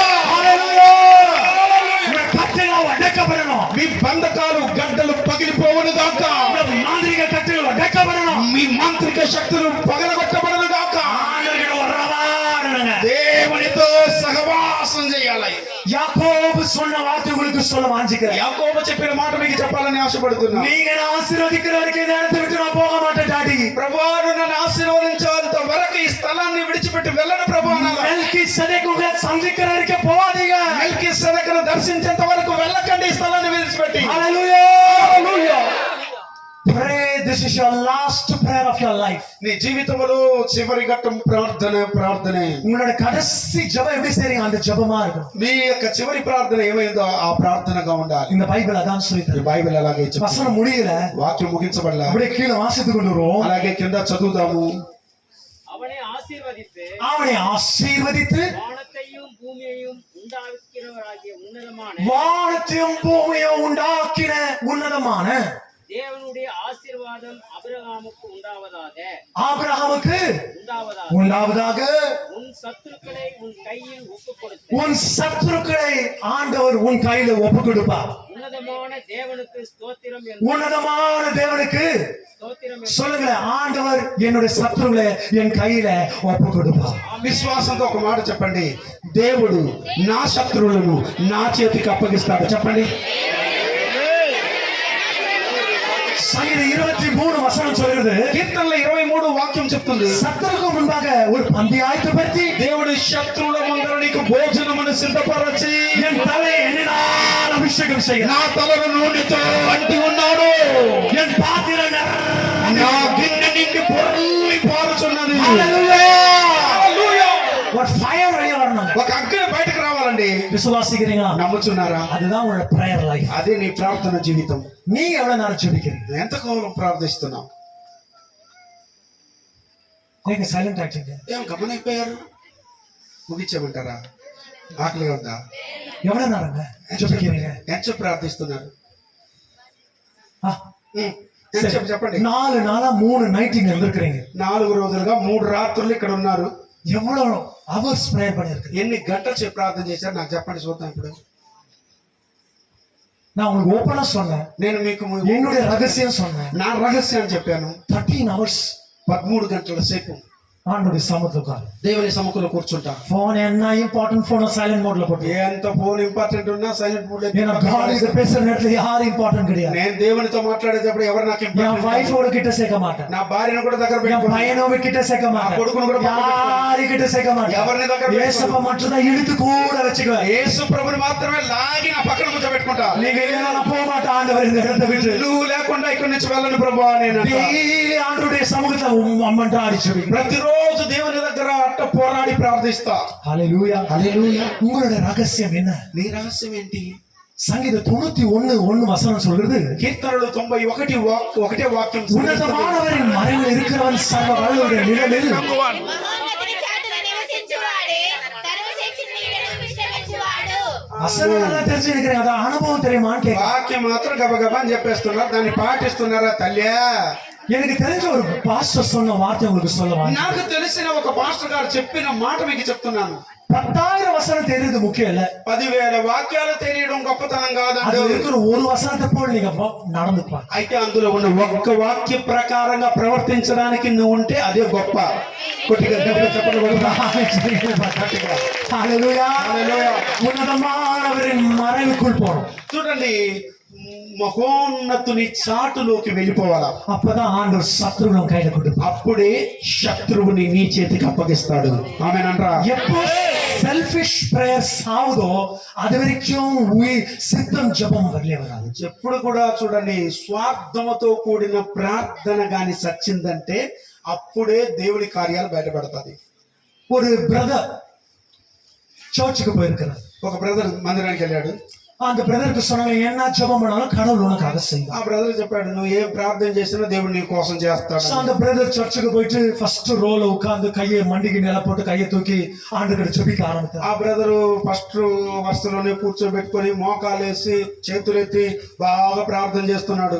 தேவா கிருபையாயிருங்க ప్రభువా నీ కృప దయచేయి ప్రభు. ஆண்டவரே அது கிருபையை தாங்க ప్రభువా ఆ కృప నీవు ప్రభువా அப்படின்னு ஜெபம் பண்ணார். అని ప్రార్థన చేస్తున్నాడు. பாஸ்டர் பார்த்து ரொம்ப ஆச்சரியமா మాస్టర్ ఆయన చూసి చాలా ఆశ్చర్యపోతున్నాడు. வாலிப தம்பிக்கு என்ன கேட்டுக்கணும்? எனக்கு ஒரு பைக் வேணும், KTM பைக் வேணும், டியூக் வேணும், இதெல்லாம் கேட்டுக்கணும். ఒక యవనస్తుడు ఏమడగాల? ప్రభువా నాకు మంచి బైక్ కావాలా, డ్యూక్ బైక్ కావాలా, లేకపోతే కారు కావాలా, లేకపోతే ఏదైనా అడగొచ్చు. எனக்கு ஒரு iPhone 14 வேணும், నాకు ఐఫోన్ 14 కావాలా, எனக்கு ஒரு iPad வேணும், నాకు మంచి ఐప్యాడ్ కావాలా, எனக்கு ஒரு நல்ல జాబ్ வேணும். నాకు మంచి జాబ్ కావాలా. ஆனா இந்த தம்பி என்ன கேக்குறாருங்க? అయితే ఈ తమ్ముడు ఏమడుగుతున్నాడు? எனக்கு கிருபை விட்டா வேற எதுவுமே வராது. ప్రభువా నాకు కృప తప్ప నాకు ఏది వద్దు ప్రభు అంటున్నాడు. அந்த பாஸ்டர் ஒரு வாரம் பார்த்தார், 2 வாரம் பார்த்தார், 3 வாரம் பார்த்தா என்ன ஜெபம். ఆ పాస్టర్ గారు ఒక వారం చూశాడు, 2 వారం చూశాడు, 3 వారం చూశాడు, ఏం ప్రార్థన. 4வது వారంలో அந்த தம்பி வருது நிக்கஷ்டம். 4వ వారం ఆ అబ్బాయి ఆగిపోయాడు, ஸ்டாப் ஆயிடுச்சு. నిలిచిపోయి ఉన్నాడు. சோ இந்த பாஸ்டர் என்ன பண்ணாரு? என்ன நல்லா ஜெபம் பண்ண பையன் మాస్టర్ గారికి ఆశ్చర్యం వేసింది, ఎంత బాగా ప్రార్థన చేస్తున్నాడు ఈ అబ్బాయి, எங்க வராது போயிட்டானே.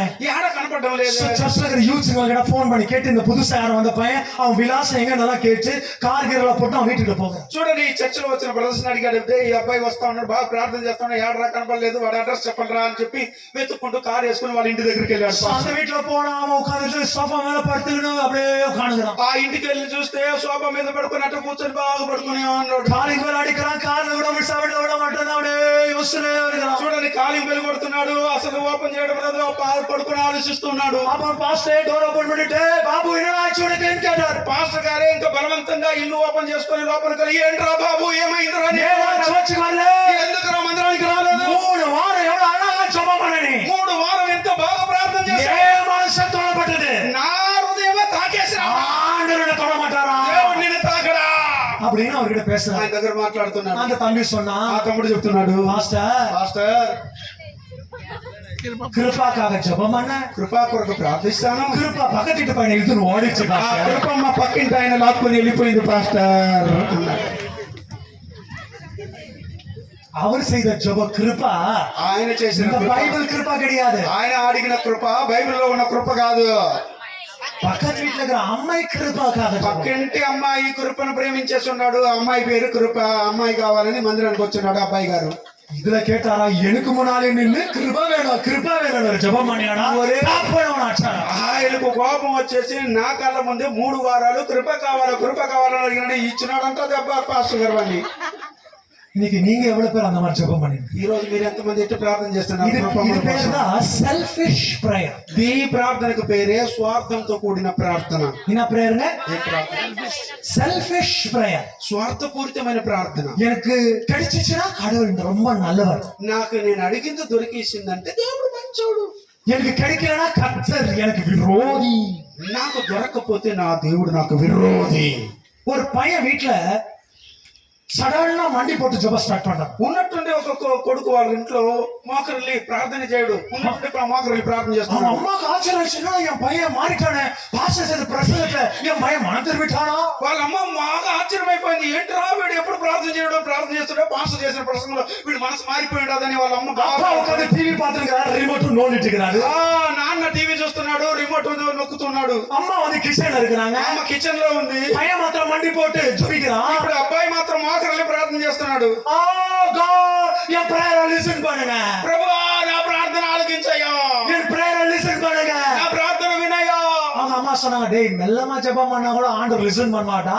చూడండి ఆ అమ్మ చెప్పింది, ఒరే మెల్లగా ప్రార్థన చేస్తే కూడా దేవుడు వింటారా అనేది అమ్మ. அவன் சொன்னானா, వాడు చెప్పాడట, அம்மா கடவுளுக்கு இல்லம்மா இந்த ஜெபம், అమ్మా దేవుని గురించి కాదమ్మా ఈ ప్రార్థన. அப்பா முன்னாள் டிவி முன்னால நில்லுனுக்குது, నాన్న టీవీ ముందు కూర్చున్నాడు. நான் ரொம்ப நாளா சைக்கிள் கேட்டுனுக்குறேன், ஆனா காதுலயே விட மாட்டேன். నేను చాలా రోజుల నుంచి సైకిల్ అడుగుతున్నా, ఆయన చివర పడ్డమడా. ஆனா காட் பேர் வச்சு அவரை கேட்டுனுக்குறேன், அப்ப டிவி ఛానల్ மாத்தி மாத்தி மாத்தி பாத்துனுக்குறாரு. అందుకనే దేవుని పేరు పెట్టి నాయనకు వినపడాలని గట్టిగా అరిచి ప్రార్థన చేస్తున్నానమ్మా. இந்த ஜெபம் காடுக்கு இல்ல, ఇట్లాంటి ప్రార్థన దేవునికి కాదు, இது எங்க நைனாக்கு. ఇది మా నాన్నకి. ఇది என்ன கேட்டாங்க, ఏమడుగుతున్నాడు? இன்னைக்கு இருக்கிற ஜெனரேஷன் பசங்களை தாக்க பிடிக்க முடியலைங்க. ఇప్పుడు ఉన్న తరంలో ఉన్న ప్రజలను తట్టుకోలేకపోతున్నామేమా స్వామి. என்னன்னா டெக்னிக்கோட வர, ఎంత టెక్నిక్ గా వస్తున్నారమ్మా. இது பேர் தான் செல்ஃபிஷ். దీనికి పేరే స్వార్థపూరితమైన ప్రార్థన. இந்த ஜெபம் செய்தீங்கன்னா இன்னும் 1000 வருஷனாலும் எதுவுமே கிடைக்காது. ఈ ప్రార్థన 1000 సంవత్సరాలు మోకాలేసి ప్రార్థన చేసిన ఒక దమ్ముడికి ఉపకారం లే నీకు. ஆனா சித்தம் ஜெபம், అయితే దేవుని చిత్త ప్రకారం గెత్సెమని తోటத்தின் ஜெபம், గెత్సెమనే తోట ప్రార్థన. ஏன் சித்தம் இல்ல డాడీ, నా చిత్తం కాదు తండ్రి, உங்க சித்தம் నీ நிறைவேறு. చిత్తము నెరవేరుగాక. హల్లెలూయా. గట్టిగా గట్టిగా రాబా బాబా షెరెరె రామా నమ్మకం. నగుండరబో షెరెరె మెందరబో. Thank you father. వందనాలు తండ్రి. ఆండరుడు జెబికనங்க, ప్రార్థన చేయాలి. open your heart for God. దేవుని దగ్గర హృదయాలు తెరిచి ప్రార్థించాలి. God is the best listener. దేవుడు చక్కగా ఆలకించే దేవుడు. God listens to your prayer. దేవుడు నీ ప్రార్థన ఆలకిస్తాడు.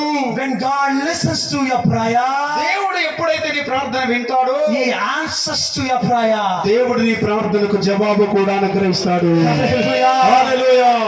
உங்க பிரச்சனை மலை போல இருக்கிறாங்க, నీ సమస్యలు కొండలాగా పేర్కొని పోయి ఉండొచ్చు. ஆனோட ஜெபம் விசுவாசத்தோட இருக்கிறாங்க. అయితే నీ ప్రార్థన విశ్వాసపూరితమైన ప్రార్థనగా ఉండాలి. 11:6 சொல்லுது, விசுவாசம் இல்லாத கிரியம் அது ஆண்டவருக்கு பிரியம் இல்லாத செத்து போனதாக இருக்கு. ఎబ్రీ పత్రిక 11:6 సెలవిస్తుంది, విశ్వాసము లేకుండా ఉన్నవాడు ఆహాహా విశ్వాసము లేకుండా దేవునికి ప్రియుడై ఉండుట అసాధ్యము. என்ன பண்ண முடியாது, ஆண்டவரை பிரியப்படுத்த முடியும். దేవుని ఇష్టపరచు. ஆண்டவரை பிரியப்படுத்துறா, దేవుని ప్రియపరచాలంటే விசுவாசத்தோட ஜெபம். విశ్వాసంతో ప్రార్థించాలి. ஹalleluya. హల్లెలూయా. టైర్డ్ అయితే ఎంచికాదీங்க, చాలా సోలిపోయి లేపాకండి, సమాధానం అయితే ఎంచుకోండి. సమాధానంతో వేసుకోండి. உங்க ஜெபம் எப்படி எந்திரிக்கணும் தெரியுமா? మీ ప్రార్థన ఎలా లేపాలి? எவ்வளவு టైర్డ్ ஆயிடுச்சு எனக்கு, ప్రభు ఇంతసేపు ప్రార్థనలో ఉన్నానని అలసిపోయి లేకూడదు. ஒன் டே நான் பிரேயர் பண்ணிட்டு இருக்கிறேன், ఒక రోజు నేను ప్రార్థన 1 చేస్తున్నాను, hour பிரேயர் பண்றேன், 1 గంట సేపు 2 hour பிரேயர் 2 பண்றேன், గంటల సేపు அவன சத்தமே கேட்க முடியாது. దేవుని స్వరం వినలా. திரும்பி ஜெபம் பண்ணிட்டே இருக்கேன், మరలా ప్రార్థిస్తున్నా. 4 hours ஆயிடுச்சு, 4 గంటల సేపు 7 hours ஆயிடுச்சு, 7 గంటల సేపు 8 hours ஆயிடுச்சு, 8 గంటల సేపు ஒரு சத்தம் கூட கேட்கல. ఒక స్వరం కూడా వినపడలా. நான் ஏந்திரிக்கணும், నేను లేవాలి ఇప్పుడు. அந்த டைம் ஆண்டவர் சொல்றாரு, ఆ సమయంలో దేవుడు అంటున్నాడు, இப்ப பிரேயர் பண்ணாங்க. ఇప్పుడు ప్రార్థన చేయి. 12th hour 12 மணி நேரம், 12వ గంటలో అప్పుడు ఇప్పుడు ప్రార్థన చేస్తున్నాడు. அதுக்கு பிறகு 9 மணி நேரம் ஆண்டோட అటు சமத்துல తరువాత 9 గంటల సేపు దేవుని పాదాల దగ్గర గడిపాను. உங்க பிரேயர் அப்படி கிரியேட் ஆகும். మీ ప్రార్థన అంతగా క్రియేట్ అవ్వాలి. Hallelujah. Hallelujah. Success don't come easy, మీకు విజయము సర్వసాధారణంగా వచ్చేదండి. But after prayer success comes very easy. ఖచ్చితంగా నువ్వు ప్రార్థన చేసేది, ప్రార్థన అనంతరము నీ విజయం ఈజీగా వచ్చి చేరిపోతుంది. church உடைய beauty prayer. చర్చికి అందమే ఏంటంటే ప్రార్థన అండి. You should pray. నువ్వు ప్రార్థించాలి. இந்த మనుషన్ சொல்றார் ஒரு ராஜா ஆசீர்வதித்தார்னு இருக்க கூடாது. ఒక రాజు నన్ను బ్లెస్ చేశాడని ఉండకూడదు. தேவன் ஆசீர்வதித்தார். దేవుడు నన్ను ఆశీర్వదించాడని చెప్పాలి మనం. హల్లెలూయా. ఆమేన్. அந்த வசனத்தை வாசித்து முடிப்போம் பாருங்க. ఆ వాక్యాన్ని చదివి ముగిస్తామండి, వినండి. வானத்தையும் பூமியையும் உடையவராகி உன்னதமான தேவனாகிய கர்த்தருக்கு ஆஹா. நேராக என் கையை உயர்த்துகிறேன். நேராக என் கரங்களை உங்க கரங்களை என்ன பண்ணுங்க? మీ చేతుల్ని ఎక్కడ చేతులెత్తాలి? பக்கத்துல இருக்கிறவங்க கிட்ட போய் கேட்க கூடாது. పక్కనుండే వాళ్ళ దగ్గర అడుగుతా ఉండకూడదు.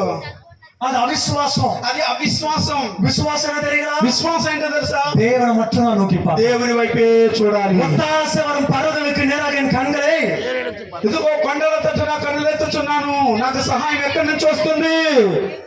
எங்க வரணும்? ఎక్కడి నుంచి వస్తుంది? வானச்சும் பூமியும் படைத்தவர்கள் வரணுங்க. భూమి ఆకాశములను కలగజేసిన యెహోవా వలనే కలగాలి. ஹalleluya. ஆமென்.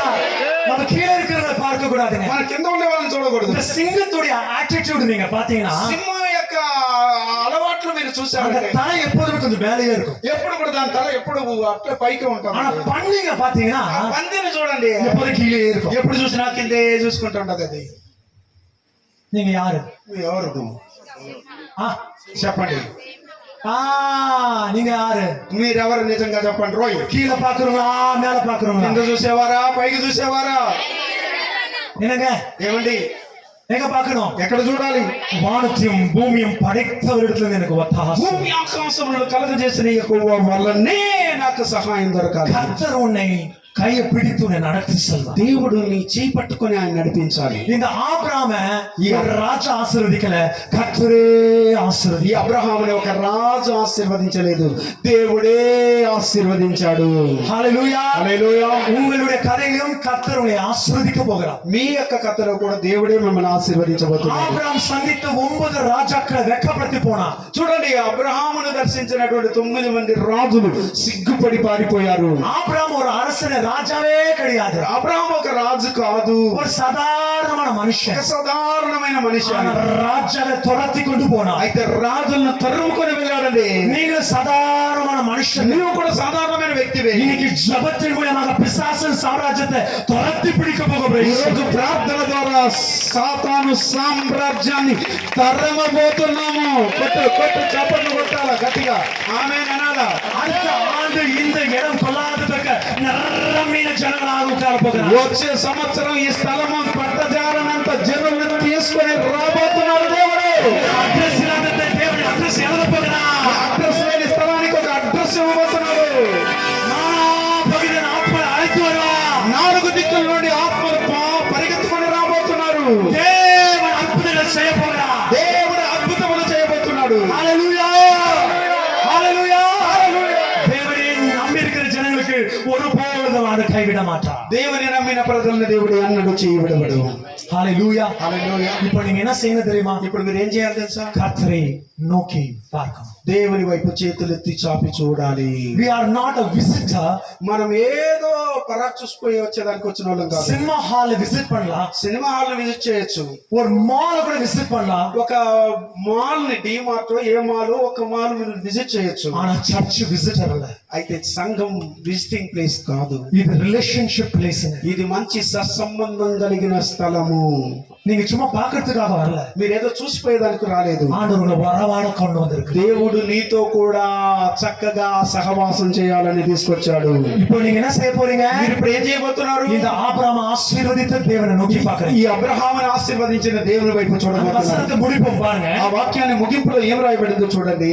అయితే வாலிபர் சாப்பிட்ட போக என்னுடனே வந்த ஆனேர், எஸ்கோல், மம்ரே என்னும் புருஷருடைய பங்கு மாத்திரமே ஆஹா, வர வேண்டும். வர வேண்டும். இவர்கள் தங்கள் பங்கு எடுத்துக்கொள்ளட்டும் என்றார். ఆహా, అయితే ఈ పడుచువారు భుజించినది తప్ప నాతో కూడా వచ్చిన ఆనేరు, ఎస్కోలు, మమ్రే అను వారికి ఏ ఏ భాగములు రావాలనో ఆయా భాగములు మాత్రము వారిని తీసుకొని నిమ్మని సుధమారాజుతో చెప్పెను. அப்படியே கீழே வாசிட்டு வருவோம். కింద ఇప్పుడు అయిపోయింది. అది తరువాత అయిపోయి என்னங்க ఫినిషింగ్ అయిపోయింది. ஆச்சுங்களா? இதுக்கு பிறகுதான் இது జరిగిన తర్వాత இதுదా ఇప్పుడు ఇదన్నీ జరిగిన తర్వాత ఇప్పుడు అది ఎక్కడ స్టార్ట్ பண்ணோம் ఎక్కడ స్టార్ట్ చేశాము? எங்க ஸ்டார்ட் பண்ணீங்க ఎక్కడ స్టార్ట్ చేశారు?